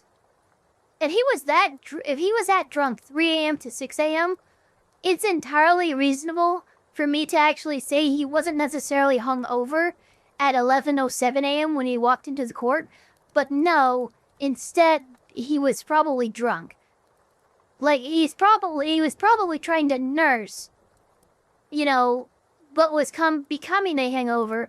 But I do think like that's plenty of.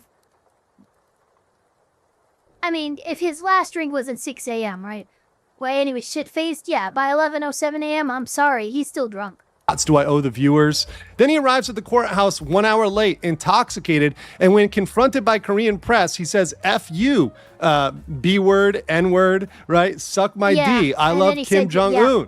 And then after, at 12 o'clock, he goes on for a post-trial celebration. Audio from the taxi departing the courthouse, he's laughing hysterically. He said, do you accept the charges? And he said, suck my D. Now, he didn't actually say that. No. Of course he didn't. Could you imagine if Johnny Somali said, suck my dick to a judge or a prosecutor in trial? We wouldn't even be having this discussion anymore because the judge's decision would be incredibly easy. Court, he was BSing, he was lying, he was making that up. He did not say that in court. He was trying to act like he didn't understand the language and fucking, like, I think it was hard to even get his address out of him. There for that one. The defendant's statements, actions, and statements immediately prior to the first trial. So here you go, which is his talking about the insanity plea, which is where the inside joke comes from. But he said, when I go to the judge tomorrow and say, oh, I'm sorry. Oh, I'm mentally ill. I don't know what's going on. I have bipolar disorder. And what may I do? I left my medication in America. Bro, you're not Kanye West. I don't know what's happening, Your Honor. Please help me. I'm a psychopath. I plead mentally ill. And they say, okay, go home with a fine of $500. Well, first of all, he never actually made that statement in court. He talked big. He bragged. The whole trial is over. Everything's over. He never once actually used an insanity plea or anything else in court. That was complete tough talk. That was complete him acting tough. He never said anything about that in court. But one thing we put in our submission based on that comment he made on live stream, which we submitted to the court, we said bipolar has many known symptoms, but causing anxiety in public, interfering with business, and distributing sexual deepfakes is not among them. Pretty good shade to throw, Andrew. I'm not gonna lie. Congrats to the Johnny Somali conviction theme. Excuse me. So he had very, very really rude comments about the Asian courtroom system. He said, low-key, let me tell you how to play the Asian courtroom. I'm going to tell the B in the court, look, to the victim, I'm sorry. To the victim, I'm sorry. And then he laughed and said, to the N-words on the bus, I'm sorry. To the statue I R-worded, that the statue I graped, I'm sorry. Baby, please forgive me. I'm going to hit a little K-pop dance, shake my ass one time, and they're going to have to let it go if I spit that flow. He goes on to say, tomorrow the judge is trying to charge me for carrying a fish in a bag in public. Carrying a fish in a bag in public. And asking someone, do you want to eat the fish? How is that a crime? Come on, tell me what kind of respecting judge is going to take that? I could consider that probably disturbing the peace. That seriously. Well, that's only if he was drunk enough, drunken disorderly. one of the crimes of a, sorry to tell you, Ramsey Khalid Ismail, but that fish is one. There's several others, including saying vulgar sexual messages in front of children at Lotte World. You had an obstruction of business charge for that. That's in there as well. There's a bunch of other things disrupting people on the metro, bus, other places. The 7-Eleven incident, and then the deep fix on top of all of that. So March 7th, he was late, of course. He had a golden opportunity to express his remorse to the Korean people, but what he decided to do was curse them out. He said the F word. Okay, so I wasn't hallucinating. He did show up to court with a MAGA hat on. I asked him, do you admit the charges? He said, F you, B. Is there anything else you want to say? Suck my D. Do you admit the charges? F you. Don't you want to apologize? I love North Korea. I love Kim Jong-un. That's what he had to say. Yeah. And then you look at the next day. He goes and downplays the entire judicial process. He says it really wasn't that big of a deal. I showed up drunk. I showed up happy like the charge. Oh, so he had actually admitted to showing up drunk. Okay, well, there we go. There goes my questioning and all that, all that speculation that I was doing earlier. He just showed up drunk. Charges that they have me for are such minor, minuscule charges. But they got me for spilling a cup of noodles. They got me for carrying a stinky fish. They got me for BS, bro. Like, you can't go to jail for any of that in any country. I know for a fact I'm not going to jail, not one day for jail. I have... Oh, man, please make sure he eats those words. Footage of me and Hank leaving the court laughing our asses off. We're not going to take this seriously. And then saying, you're not going to jail, you spilled a cup of noodles, you carried a fish, you played some music, you're an American citizen, what are they going to do to me? Well, they can throw you in jail, Ramsey. He goes back to IRL streaming, right? Talks about and downplays all of this, saying the fish stream was legendary, saying apparently it's a crime in Korea to cause anxiety, saying Trump's going to save you. Well, that didn't play out, right? Trump didn't save him. And then saying he's back, right? So once again, celebrating after trial. So the point is, as the trial is over, he's celebrating, he's happy, he's downplaying the criminal system. He's done. Just before 11 p.m., defendant entered a hookah bar to harass other IRL streamers, a male and female, right? Remember that slightly homeless Anana. The man repeatedly said, go away, and the defendant broke a bottle of soju he recently purchased. Without cleaning it up, he said, who cares? F that shit, they're going to pick it up, and went to buy another drink. He then followed and stalked them, right? The two of them, those streamers, right? For 10 minutes, yelling comments such as Hiroshima, Nagasaki, and Nakadashi, which means... So he's just Nakadashi?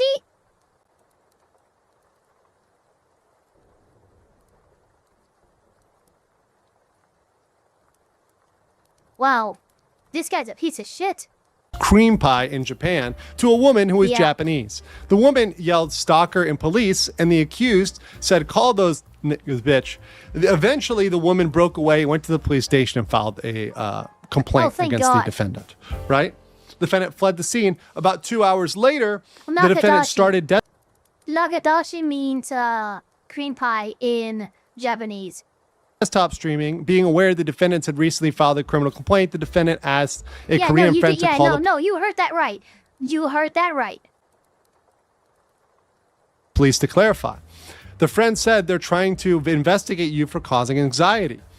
And then Ramsey, RKI, shouts into the phone where the police are on the other end, shut the F up, you bitch, F-in N-word, and then hangs up the phone, right?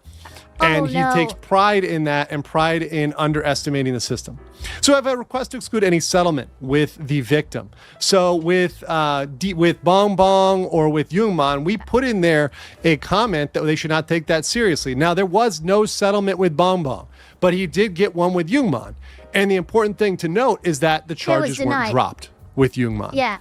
But he says here, when he's talking about Bong Bong, he says, and that B Bong Bong from Kick, that's trying to charge me. Let's say we hit that B with a Uno reverse charge. She's trying to charge me for a deepfake. Sex is so stupid. You're claiming I showed an AI meme on stream and I'm guilty of deepfake.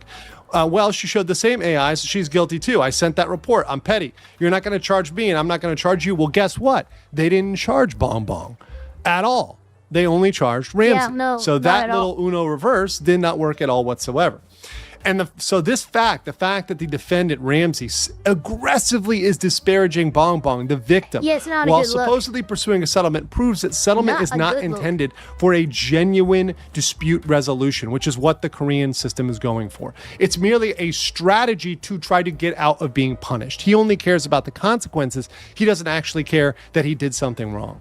So it's an act which directly contradicts the essence of the victim's restitution and social reconciliation pursued by the settlement in criminal justice procedures. This settlement is not intended for the protection of the victim or the realization of justice, but is merely a strategic measure by RKI to minimize his criminal disadvantages. Given the defendant's continued antisocial behavior and attitude of contempt of justice, a settlement should not be used as grounds to prove his remorse or possibility of social reintegration. Rather, it should be regarded as a factor which aggravates his responsibility. Even his guilty plea is a lie. And we'll put this up here too, because I want to show you guys Johnny. He lied on his guilty plea. Wait, what? Okay, I'm listening. not only trivializes crimes, but he just doesn't believe in apologies.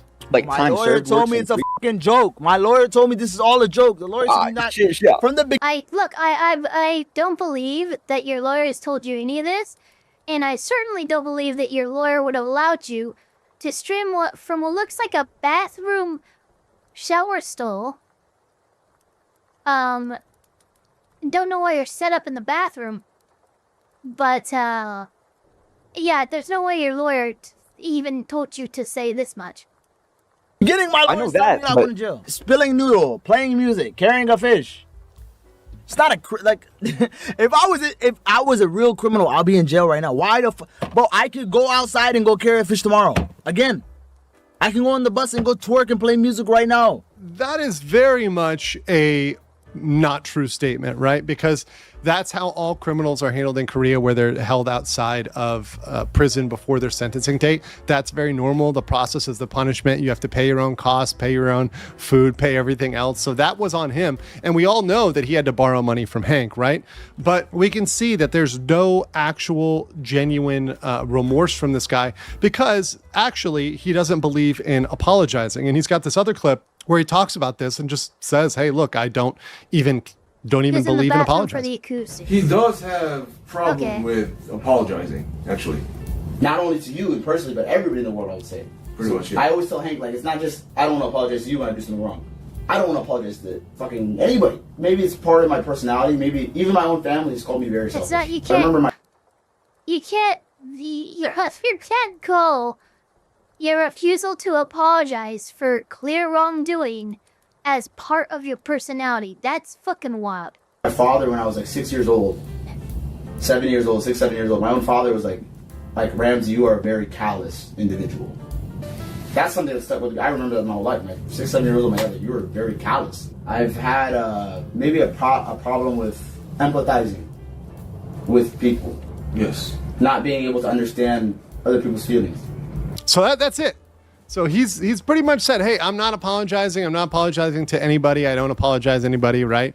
Like, that's part of who he is. That's part of his character. That's part of what he is. So, him even saying he's guilty doesn't come with sincerity, right? It doesn't come with that necessarily element. Yeah, I guess so. So this case goes beyond the personal crimes of the defendant, Ramsey Khalid Ismail. It is a challenge to the South Korean judicial system and social order.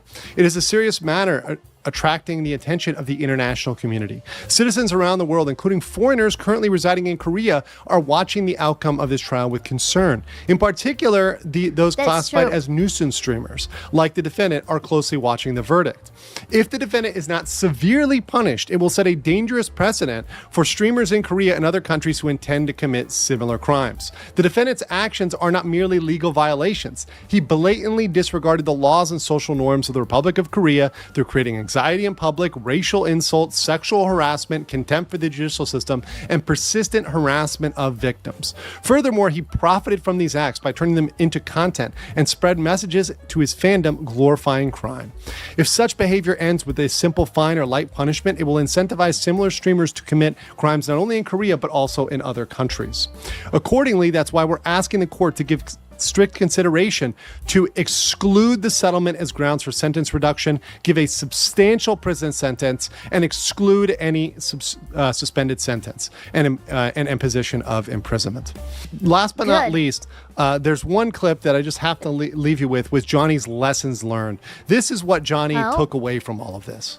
Maybe it's because I turned 25 recently. I feel like my brain has matured a little bit. I'm just going to do my DGen shit off camera. Like, that's just a better way to do things. Like, that's what you do. It's what everyone else does. That's how they caught Diddy and Epstein. They taking photos and video of everything. They like to record everything. Stupid. I'm stupid too. Why am I going live doing this crazy shit? There you have it. Johnny Somali saying that he is just going to continue to be a degenerate no matter what, to continue to do things that are criminal no matter what, with absolutely zero remorse, zero looking back, zero consideration at all, period. I want to know what you guys think about our case against Somali, about some of the evidence, the strategy, what we submitted, and I will talk to you on the next one. But I want to remind everybody that the Cabbage plushies are now live. So if you want to get one of these Cabbage plushies, if you like my coverage of the Ramsey Khalid Ismail Johnny Somali case, you can get one of those in the link below that's pinned in the comments and in the description. It's super cute. I'll do a review, when the one comes in. You won't see it, but I'll tell you how it feels and how it looks and all that. We're gonna move right on along here. We are going into 7 minutes and 33 seconds. So posted only 6 hours ago. Somali copes hard about guilty plea. So it's more of just Somali basically just trying to cope and see about what's going on and what he's facing in South Korea.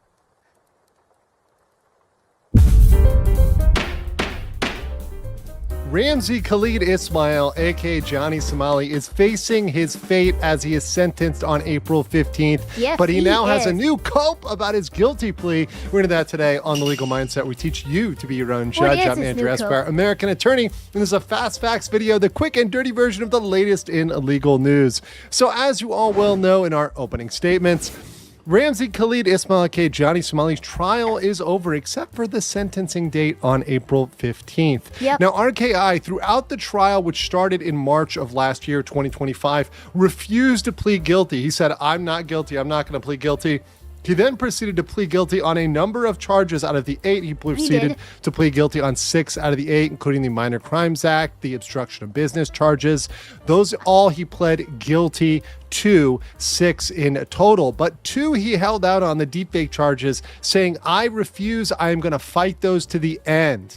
The reason why, by the way, chat, the reason why he is fighting was fighting the deepfake charges is because they are the only ones, I believe, on his charge list that come with the mandatory prison time. The other ones, technically, fine would be enough, maybe a little bit of jail time, but that can be omitted for just a higher fine and all this other stuff. Not these 2 other charges. These 2 charges that he tried to fight, they're the ones that have required jail time. Tried to get Bong Bong charged with a deepfake charge. He filed a claim against her. That did not get processed or put through. She was not charged at all. He also tried to have the Korean courts accept a settlement with Korean streamer Jungman, but in fact, that was denied and he was not given that settlement and having that knock those charges off his record. But now we have a new cope, which is absolutely hilarious regarding his guilty plea. If I would have pleaded guilty to everything, I'm 100% telling you guys, I would have been in America already.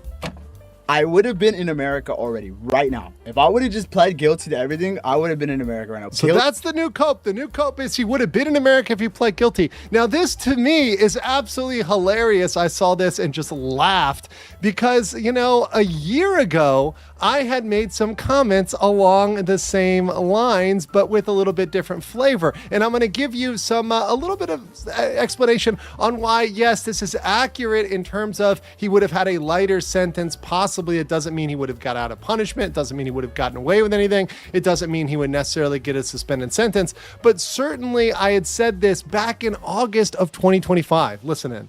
Juicebox Poppy 182 says, imagine how Bone RKI is. He watches you to get updates on his own case and copes and sees seeing how much support you get. I know. It's sad. And you know what's even sadder? You know what's really sad, guys? I gave him good advice. This is 2025. Yeah, you did. I gave him good advice. You did. I even said fucking today, did. If he wanted to be guilty on everything and get this over soon, plead guilty. If he pled guilty, is it stupid this or thing is it could have been stupid? over Yeah. and The answer is sentencing yes. would have been in September or October. Now, he's got a late October date, almost November. It's October 29th. This trial will go probably in December into January at this point. Maybe longer, could be November, but probably December, January, 2026. And even if it gets pushed more and goes to February, here's the scary thing. The judges can rotate in February. So if the judges rotate out, it could take several months for a new judge to get up to date. He might not get out of there till mid-2026 if this thing really gets pushed far. If he listened to me and pled guilty on everything, said he was sorry, submitted an apology, all that good stuff, he would have been out there sooner. Or at least, look, even if he was sentenced, as soon as he starts serving his sentence, the sooner he's out of there. The sooner he accepts that he is not getting away with this, the better. But he refuses to do that. And that's the real key. The key is that back then we gave him the right advice. Now, the important thing to contextualize here and the important thing to add in is the fact that, hey, he would have had to be sincerely apologetic. That means he would have had to actually feel remorse and actually want to apologize. Something he repeatedly has said he has no remorse. He doesn't care. He doesn't really, respect the Korean system. And we'll get into some footage that shows how he doesn't respect them. In fact, he directly has attacked them on live stream. But that said, he would have to compensate the victims, to make it whole with the victims, to pay them back, to say sorry personally to those victims of his crimes, to come to an agreement. But instead, we had victims that filed literal recommendations for extreme punishment. They filed with the court, we want them to be extremely punished, severely punished with the court. That's what we've had instead of sincere reconciliation. And just understanding his motive, that's another thing. And having a motive out there that was understandable instead of, oh, this is just clout, this is just money, I don't really care, your system is a joke. And beyond that, he went out there and directly attacked the judge and prosecutor. Now, this is a little clip that I played before, but it's important not to forget as we get towards sentencing. Shout out the president, you, the judge, the prosecutor, y'all can suck my dick, bitch ass niggas. Yeah. Suck my dick on soft. Tell them what the charges is. Fucking carrying a fish, tell them. Carrying a fish and causing anxiety. Causing anxiety by carrying a fish.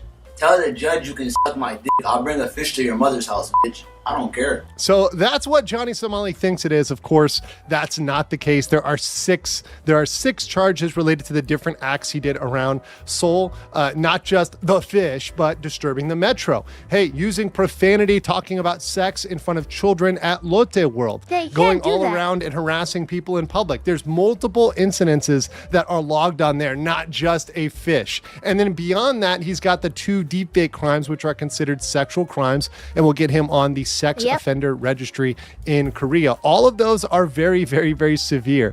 But what does he say? F the judge, F the prosecutor, F the system. How do you think they're going to take that in Seoul, South Korea? But real quick, before we go, if you guys haven't had a chance to get your Cabbage plushie, we do have those available now, and you can catch those on the link below. They are now available right in time for the trial. But now, let's go to the judgment. In my judgment today, Ramzi Khalid Ismail's trial has lasted over a year.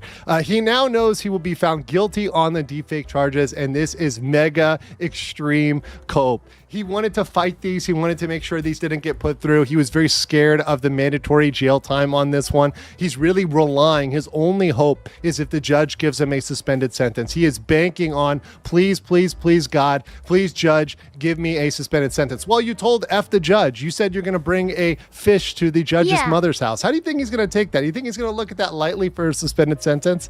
And in my mind and in the mind of the Somali conviction team, everybody who's been working on this for now almost 2 years of collecting evidence, submitting it to court, covering this case, we know he's not going to learn unless he gets actual jail time. Anything but actual jail time is going to be considered by Johnny Somali, Ramzi Khalid Ismail as a win. And that's exactly why we need this to he needs jail time. Come out this particular way. And we are hoping it comes out that particular way. And we'll stay tuned to the coverage as we come into the sentencing next week. But I want you guys to let me know what you think in the comments below, and I will catch you on the next one. Nice. Oh, there you go. No, we'll do that. I guess you gotta see a little sliver. As we move to the very last video that we have to react today, the only top secret Medal of Honor. Hershey Miyamura. Apparently this guy was a badass, and apparently he's the only one to receive a Medal of Honor for actions that are still, to this day, classified. All right, we talked about the Nisei in World War II, the Japanese Americans that, despite being discriminated against and interned because of their Japanese ancestry, would go off and not only fight for America, but become the most decorated unit in American history. Let's see what some of the Nisei were up to during the Korean War. Oh, shit. Today we're talking about Hiroshi Miyamura, aka Hershey, World War II veteran, Korean War veteran, Medal of Honor recipient, and to the best of my knowledge and research, the only man whose Medal of Honor was ever classified as top secret. And we're going to get into why right after a word from our sponsor. This video is brought to you by Element. Okay, look, you know what Element is. I know what Element is. They've been sponsoring like every other video for a year now. It's hydration mix. Doesn't have a bunch of bullshit in it. There's no sugar. There's no artificial dyes. It's just salt, magnesium, potassium, some natural flavoring, and a little bit of sweetener. That's it. You can get the sticks if you want to take them anywhere, or they have cans if you like carbonation. Okay, that's it. That's the whole pitch. Do you want not headaches and clear pee? Drink Element. Okay, the end. Contractually speaking, this ad has to be longer, so I have to keep going. Okay, so I'm gonna go ahead and tell you a story. Once upon a time, my wife complained about having headaches for, I don't know, like 15 years straight. About a month ago, I convinced her to start drinking an Element every single morning, and I haven't heard her bitch about having a headache in the past 3 weeks. It's been fantastic. So if you want to give Element a try, I'll have a link down below. When you use my link, you're gonna get a free sample pack with your order. Now, back to the video. Our story begins October 6, 1925, when Hiroshi Miyamura is born in Gallup, New Mexico. He is one of 7 kids. He's the oldest son. He's got 2 brothers and 4 sisters. His parents had migrated to America from Japan because his father, who was from a very wealthy, upstanding family, decided that he was going to get married for love and not status, and married a woman that was beneath his class, and it caused a huge rift in the family, so they moved to America. They came here with nothing. They worked their asses off, eventually got enough money to start their restaurant. They had 7 kids. They embraced being American, and they raised their kids with the same values. Growing up, Hershey had a pretty normal childhood. The only real thing he ever struggled with was not a lot of people could pronounce his name, Hiroshi Miyamura, so in 6th grade, his teacher, who just legitimately could not bring herself to say the word Hiroshi for some reason, just started calling him Hershey, and the nickname stuck. Timothy. Present. Thank you. The other problem he had was he was kind of a runt. He was a small kid. He always wanted to play football, but he was so small the coaches wouldn't even let him play, so he went off and did well in track and boxing. So things are going great. His family migrated here from Japan. They started a business. They worked their asses off. They're raising successful kids. They're achieving the American dream, but then when he's in high school, Japan attacks Pearl Harbor. And then pretty much immediately FDR steps in, or wheels in, and issues Executive Order 9066. Execute Order 66. Which, if you don't know, is basically the American government steps in and tells all of the Japanese Americans, hey, you're gonna have to go live in an internment camp for all of World War II. If you have a job, you gotta quit. If you have a business, you have to abandon it, lose your house, lose your entire life, go sit inside of a military internment camp. So it's kind of looking like that's what's gonna happen to Hershey and his family. They're gonna lose the restaurant. They're gonna have to go live in an internment camp. Life is gonna suck. But then Gallup, New Mexico had their city council and their mayor write a letter and send it to Congress and the president demanding that they not intern their Japanese citizens because those are Americans, and it actually worked. So despite FDR and his best efforts, Hershey and his family get to go on living a pretty normal life. Buh, you always badmouth FDR. He's one of the greatest presidents in American history. Buh. No, he isn't. He's literally the closest thing America's ever had to a dictator, okay? He's the only president to serve more than 2 terms. He served 4 terms and had to die to get removed from office, just like a dictator. In 1933, he forcefully confiscates all of America's gold at $20 an ounce, and then in 1934, after he's confiscated all the gold, they passed the Gold Reserve Act saying that gold is now worth $35 an ounce. He interned hundreds of thousands of Japanese, German, and Italian Americans with no due process. During the Great Depression, he ordered farmers to burn their crops while people were starving so that he could artificially inflate the crop value. Because, you know, that's good for the economy. Who cares if people are starving? And then when the Supreme Court stepped in and said that that was unconstitutional, he turned around and threatened to pack the Supreme Court if they didn't pass his policies. He created Social Security, which, unpopular opinion, is a giant fucking Ponzi scheme. He created the NFA because he doesn't like the Second Amendment, and then somehow he gets credited for ending the Great Depression when most economists and historians all unanimously agree that his policies prolonged the Great Depression and it was World War II that pulled us out. So no, I don't like FDR. I have my reasons. Quit interrupting my story. Wow, dodged a bullet there, huh? Anyways, Hershey goes on, graduates high school, and immediately tries to enlist in the United States military because that's what everybody's doing. He's an American. He wants to go off and fight for his country just like everybody else. So that's what he does. In 1942, he goes off and tries to enlist in the United States military, and they inform him that he is classified as 4C, which means he is an enemy alien and he is not allowed to serve in the United States military. So that kind of sucks, but then, like a year later, he receives a draft notice. What Hershey didn't know is while he was being classified as an enemy alien, the United States Army was working on propping up the 442nd Infantry, which was a segregated unit that was almost exclusively made for the Japanese Americans that had been born in America, also known as the Nisei. I did a whole video on it, but if you haven't seen it, basically these guys would go on to prove not only are they 100% Americans, they're some of the biggest badasses to ever walk the face of the earth because they went on to be one of, if not the most decorated combat units in American history. And now that that's up and running, they could use him. So Hershey officially gets inducted into the United States Army on January 13th, 1944. He goes off, does basic training in Florida. He is then sent to Camp Shelby in Mississippi for advanced infantry training. After that, they're getting ready to go to war. He's kind of excited. They pull him into a room. They interrogate him, trying to make sure, one last check to make sure he's not a spy or a traitor of some kind. During that interrogation, he said, and I quote, "I don't consider myself a Japanese from Japan. I classify myself as an American from New Mexico." Then, as everybody else that he just graduated infantry school with is getting sent off to their units, he and like 5 other dudes get pulled off to the side and are informed that they are all 18 or 17 and you have to be 19 to go overseas. They don't get to go yet. So instead, they send him off to more training. He goes to 13 weeks of heavy weapons training where he gets to become a machine gunner, which is the perfect role for him, okay? Small guy, I know, like the common consensus is you're always picturing the machine gunner as like the big jacked corn-fed guy from Nebraska. Almost never is that guy the machine gunner, okay? That's the dude kicking the door. The machine gunner every single time is like the 6'2", 110-pound white guy with the birth control glasses that's constantly ripping cigarettes, or it's the small nerdy guy every single time. So Hershey goes, graduates heavy weapons school. Now he's 19 years old. They're getting ready to send him over to Europe. And then he goes. Actually, there's one other thing. Like, another thing, like, that's really weird about these, like, stories. It's always just scrawny kid.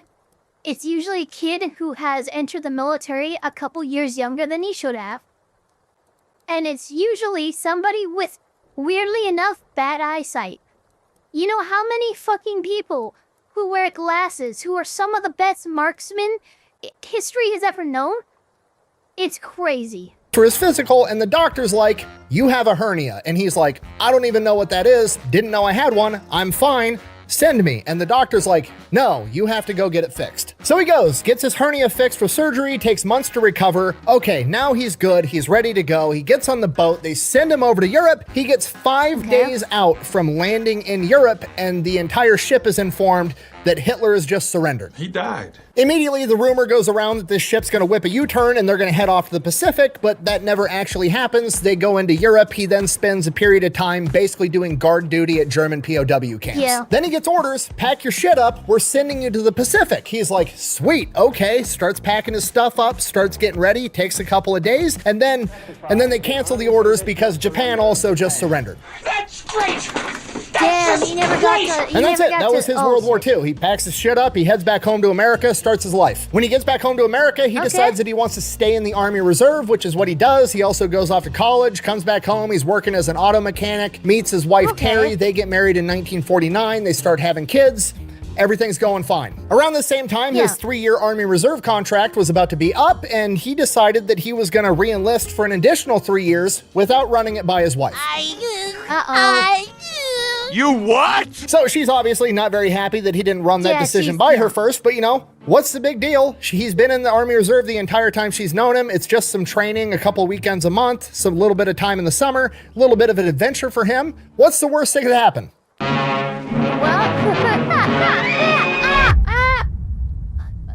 Yeah, here we go. So like 3 months later, the Korean War starts and he immediately gets activated and sent to California. Obviously, Terry, his wife, is upset. He's like, babe, it's not that big of a deal. I have experience. I was in World War II. I've been doing this for years. They're probably sending me to California to just train new recruits. I'll be safe. It'll be fine. So? Then his orders get changed. He's still going to California, but only after he goes to Fort Hood, Texas for a 9-week refresher course on infantry tactics. Not looking good. But it's okay. They're probably just, making sure he gets the refresher course so he can go up to California and train all the new recruits. That's probably what's happening. So he goes, finishes the 9-week refresher course, then they put him on a train headed for California, and wouldn't you know it, the train stops in Gallup, New Mexico, and he goes up to his commanding officer and is like, hey, I live like 3 blocks from this train station. Can I run home and say hi to my wife? And the commanding officer, being cool as shit, is like, yeah, but when you hear the train whistle blow, you better fucking be on this train. So he takes off running, runs home, gets to spend 15 minutes with Terry before he has to run back to the train and is sent off to California. Gets to California, he is then told that he is not training new recruits. He is going to Japan for a little bit of more training, and then his ass is going to Korea to be a machine gunner. And now he's got to tell that to his wife.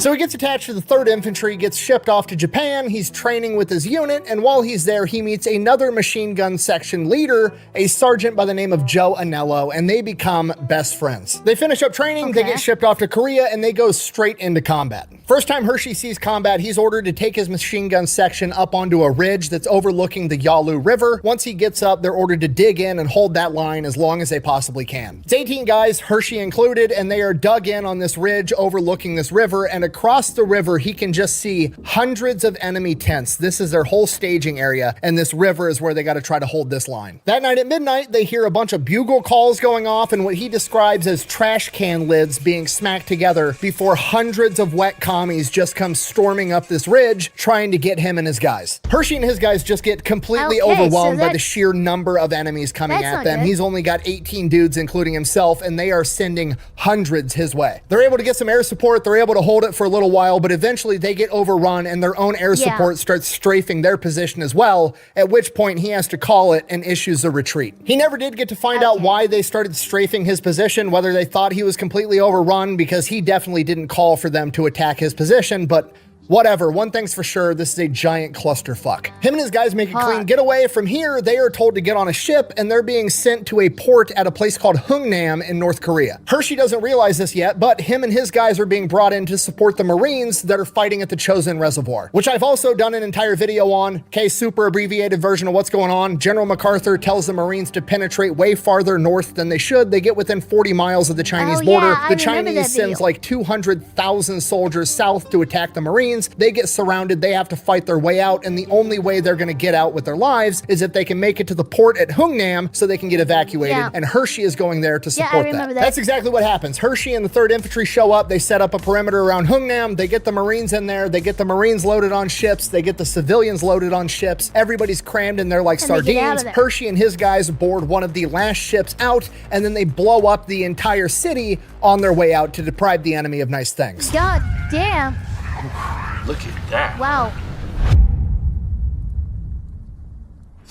From here, they're shipped back down south, they get off the ship, then they are ordered to go and basically invade North Korea again, and he spends about a month fighting further and further into North Korea. By mid-April 1951, the Chinese and the North Koreans have launched their spring offensive. They're going to throw everything they have at the American lines, and Hershey and his guys are ordered to fall back to the Imjin River. They cross the river, headed back south, then they're ordered to hold the ridge there with the river as long as they can. Hershey's in charge of a 13-man machine gun squad and is given 4 extra riflemen for a total of 17 guys. He's got his section that he's holding, and his buddy Joe Anello is holding his machine gun section off to the right, and it's just the entire American forces standing in a line with machine guns trying to hold it as long as they can. That's the strategy. So they go there, they get dug in, they build trenches, they build fortifications. Hershey has his guys go down by the river and set up tripwires and flares that'll set off if the enemy starts coming their direction, and then they just wait.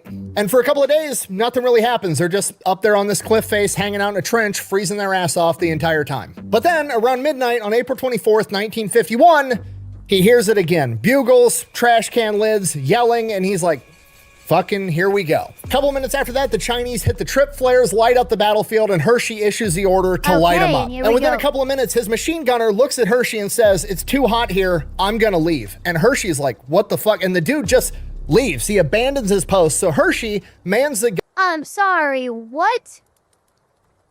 I hope that guy was fucking gun himself by himself, which is a 2-man job. He then proceeds to engage this enemy wave by himself with his machine gun until the gun jams because he doesn't have an assistant gunner helping him feed ammo when it's midnight and he can't see shit. He's looking out of this machine gun nest. There's 10 guys left running right at him. He's not going to be able to unjam this gun in time, so he grabs his M1 with his bayonet, leaves the machine gun nest, and engages 10 enemies by himself, and proceeds to kill all 10 of them in close quarters combat with his rifle and bayonet. He then then, with a lull in the battle, runs to his second machine gun position. When he gets there, the machine gunner's fucking gone, and there's some riflemen there holding the position. He looks at the riflemen and is like, where the fuck is the gunner? And they're like, I don't know.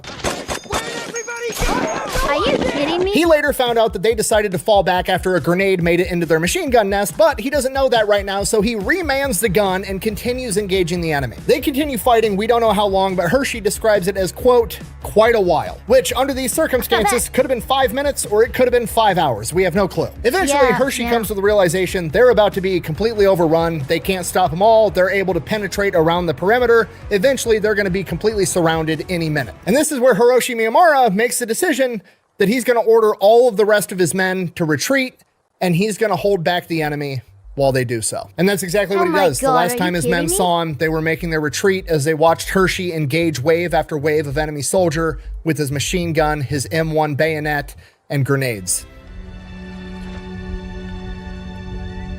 You maniac. Not only does Hershey hold back the enemy long enough for his men to make a clean getaway, he holds the enemy back for so long that he starts getting his position hit by American artillery because they think he's dead. At this point, Hershey's like, time to fucking go, grabs his M1 and bayonet and starts running through the trenches, starts running through the trails, eventually turns a corner and runs face first into a massive silhouette. It's dark, can't really see who it is, doesn't fire, thinking it's obviously an American because this dude's way too big to be a starving communist. He then sees the Chinese communist Winter Soldier hat and then sees that he has a grenade in his hand and immediately lunges forward, stabs him, and then fires.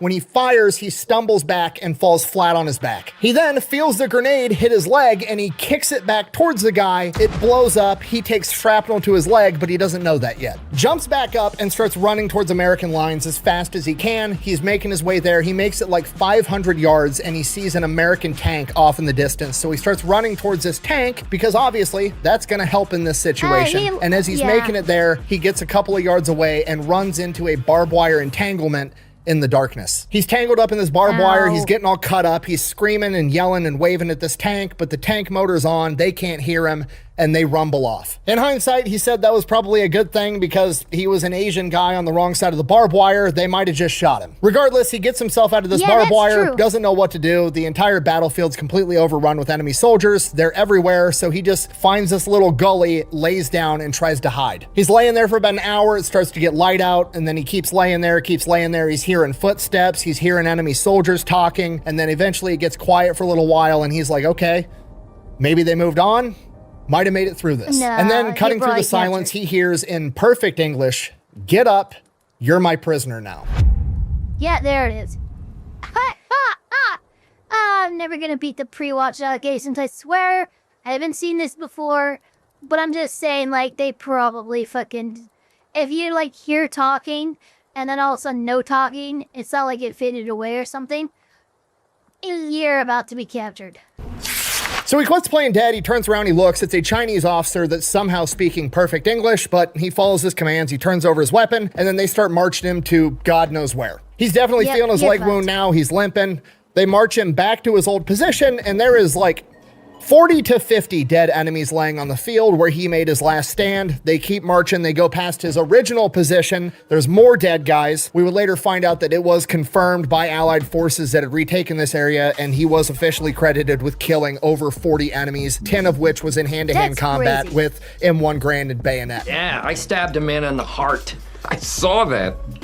Brick killed a guy. They keep going past those positions. They keep marching him further and further into enemy territory when they finally link up with another unit and they throw him in with 8 other POWs that are Americans, and everybody's wounded. And in that group of 8 other POWs, wouldn't you know it, one of them is Joe Anello, and he is jacked up. He's been shot in the legs. He's been hit with a grenade. He is not doing good. He can't even walk on his own. Hershey, even though he's also jacked up, starts giving first aid to all the other men the best he can with what little he has. And then after a while, the interpreter, the Chinese guy that for some reason speaks perfect English, comes back up and says, hey, here's the deal. We don't have enough prisoners to send you guys back to an actual POW camp yet, so you're just gonna follow our infantry until we capture more prisoners, and then once we have enough, we'll send you marching back to a POW camp in North Korea. So they do what they're told. It's the only thing they can do. They get up and they start following this enemy infantry battalion as they try to penetrate further into American territory. The problem is, Joe Anello, his best friend, can't walk. So Hershey carries him for 10 miles. Obviously, carrying another grown man for 10 miles is a task in that of itself, but doing it with a leg wound you also have is virtually impossible, and as much as Hershey tries, he just can't manage to keep up with the rest of the formation, and then eventually the interpreter comes back and tells him, leave him where he's at or I'm gonna shoot both of you. And before Hershey can even think to decide what he's going to do in this situation, is he going to try to fight and save his buddy against a whole infantry battalion? Is he going to leave him? Is he going to argue with him and wind up getting both of them shot? And before he can make a decision, Joe looks at Hershey and says, it's fine. Leave me. You did everything you could. And Hershey is forced to leave his best friend to die. From here, Hershey is in the rear following this enemy infantry unit as they conduct combat operations for 2 weeks straight until they gain enough POWs to transfer him to a different unit and have him shipped to a POW camp. And during that 2 weeks, they do not feed him or render any medical aid whatsoever. After that 2 weeks, they finally get enough POWs that they are going to hand them off to a different unit and march them 400 miles further into North Korea, where there will be a POW camp. The officer that they're handed off to also speaks English, and he makes sure that each one of the POWs gets this sack that basically looks like a big tube sock, and inside that sack is rice and ground up barley that they unaffectionately nicknamed bug dust, and the officer informs them that this will be your weekly rations. You will have 1 tube sock of bug dust every week. Here's what you're supposed to do with it. You're supposed to take a big mouthful of bug dust, rinse it down with water, and it'll expand in your stomach and make you feel full. And that's all they have to eat for the next 30 days on their 400-mile forced march through the Korean winter up and down the hilly terrains of North Korea. And that's not even the worst part. The worst part is that they're not going to give them any actual fresh water, so they just have to get water from puddles, streams, whatever water they can find along the way. And all Hershey can think about is how he was told ad nauseum, whatever you do not just drink the water in North Korea, because in this part of the world, they use human feces for fertilizer, so you're effectively drinking human shit. You will get dysentery and you will probably die. But Hershey doesn't really have a lot of options, so that's what he does. After a month of forced marching eating bug dust, they make it to their POW camp, which is basically a small village in the middle of bumfuck nowhere, North Korea. And Hershey and 9 other POWs are assigned to a 9-foot by 10-foot hut where they're going to be living. Nothing in it, dirt floor, just 10 dudes in a 9-foot by 10-foot hut sleeping head to foot, shoulder to shoulder the entire time. Around this time, Hershey and pretty much everybody else has still not received any medical aid, and he becomes very aware that he's not gonna receive any medical aid, so he acquires salt and rubs that into his leg wounds to try to prevent it from getting infected. Luckily, that works, and then they kind of get thrown into their POW life routine, and that routine is to wake up every morning. For breakfast, they get a cup, like a literal 1 measured cup of soy milk for their breakfast, and then they are force marched out to where there's a bunch of trees and forced to cut down trees for firewood. After they cut down enough firewood for the day, they're marched back, and then they have to sit there and listen to propaganda and brainwashing as the Koreans and Chinese guys force them to read communist pamphlets and material, and then force them to sit around in a group like it's an AA meeting and talk about how horrific capitalism is and how bad America is and how this is clearly the better way of life, which is a bold strategy when you have somebody sleeping in a hut with 10 other dudes head to foot, shoulder to shoulder, while you're actively starving them to death, being like, you see how much your way of life fucking sucks back where you had a house and a car and a wife and kids and food? Yeah, this is way better. The flavor of Caesar salad. Obviously, Hershey and pretty much everybody else just isn't buying it, but they have to sit there and nod and be like, yeah, no, definitely, this is awesome. Also, don't shoot me. And that is his daily life routine for the next 26 months straight. 2 fucking years he goes through this bullshit. And then one day, a bunch of trucks pull up to the POW camp, and they're like, get your ass on the trucks. And they're like, why? Well, this is it. And all he can think about is like World War II, like, you know, Nazi death trains, like they're sending him off to the kill camp. Game over. But I mean, really, what are you going to do? You want to get shot here now, or you want to get shot at whatever the fuck they got going on at the other end of this truck? So he gets on the truck. They're on the truck for days and days. And then eventually the trucks drive them to a place called Punjang, also known today as the Freedom Village, which is basically the dividing line between North and South Korea. The Korean War is over, and this is where the Americans and the North Koreans exchange prisoners. They get off the truck, they get handed off to the Americans take them, they get them a shower, scrub the shit out of them, trying to get all the lice and infection and nasty shit off of them. They give them food, medical attention, and then they get all the POWs into a barracks, and for the first time in 2 years, he gets to lay down on a bed. And as everybody's laying laying on these beds trying to come to grips with reality that, you know, holy shit, I made it. This isn't a dream. I'm actually gonna make it back home to America. An officer walks in and calls Hiroshi Miyamura by name and tells him that the general wants to speak with him. At this point, Hershey's shitting his pants. He's thinking he's in trouble. Whatever happened with his men, whatever happened back on the hill 2 years ago, like, he's gonna get in trouble for it. Now he's gonna go to an American jail. At least it'll be better than a North Korean jail, but you know, this still sucks. He's wearing pajamas and slippers because that's all the army gave him, and he walks into this general's office. Also worth mentioning, he's 5'10". He is my height, and he weighs 90 pounds. He has been so thoroughly starved. So 90-pound, 5'10" Hershey walks into the general's office in pajamas, thinking he's about to get thrown in jail. The general of the 3rd Infantry Division then stands up, shakes his hand, and congratulates him, telling him that not only was he promoted while he was in a prisoner camp, he's also being awarded the Medal of Honor. Technically, he's already received the Medal of Honor. It's done, it's set in stone, it's been approved, because the last time his men saw him, they told the chain of command that he was engaging overwhelming odds by himself so that they could escape. And when they went back to do the investigation, they found 40 to 50 dead enemies, all credited to Hershey, 10 of which were killed by bayonet. So technically, on paper, Hershey had already been awarded the Medal of Honor over a year ago, but they never recovered his body, so there was still a small chance that he was alive. So the American government issued the Medal of Honor, but classified it as top secret because they didn't want it to go out to the public, because if the Chinese communists found out that this badass dude named Hershey had killed 50 of their guys by himself, they probably would have killed him in his captivity, so it was classified. Hershey's shocked. I mean, he's happy, but he's shocked. He doesn't feel like he deserves the Medal of Honor. In his own words, he was just doing his duty. He didn't think he did anything special. But most Medal of Honor recipients. From here, his family's notified that he survived and he's gonna make it home. He's then rushed back to America on a ship, and it is arranged for him to be the first one to walk down the gangplank of the ship to a crowd of cheering people and his family. He gets formally awarded the Medal of Honor by President Eisenhower. He goes back home to Gallup, New Mexico. They throw a parade. He's a local hero. He finds out that his own town, the same town that was awesome enough to demand the US government not throw his family in an internment camp, also raised over $3,800 in the 1950s to give to him to help start his life back up after being in captivity for over 2 years. Cool. And from here, he just gets to go back to a normal life. He applies for a job at the local army depot. They never get back to him, so he takes a job working at an auto parts store in Gallup, New Mexico. And that's it. He gets to live happily ever after. He's back with Terry. His dad's still around. They end up having 3 kids together. He's raising the kids. He's achieved the American dream, the same American dream that he fought for. But then something amazing happens, because 5 years later, 7 years after he had been captured on the battlefield, he's at the auto parts store stocking a shelf, and he turns around and comes eye to eye with Joe Anello. And he turns paper white and just says, "You're dead." And Joe says, "No, I'm not. Thanks to you." And he then tells Hershey that he survived in the wilderness right where Hershey was forced to leave him for 10 days until American forces came back and found him. And he survived. Joe and Hershey then remained best friends for the rest of their lives, and everybody actually got to live happily ever after for once. Thank you for watching. Best way to support the channel is go buy some merch, maybe drink some Echelon. Links for all that's over at thefatelectrician.com. Quack bang, out. Awesome, awesome, awesome. Very fucking cool.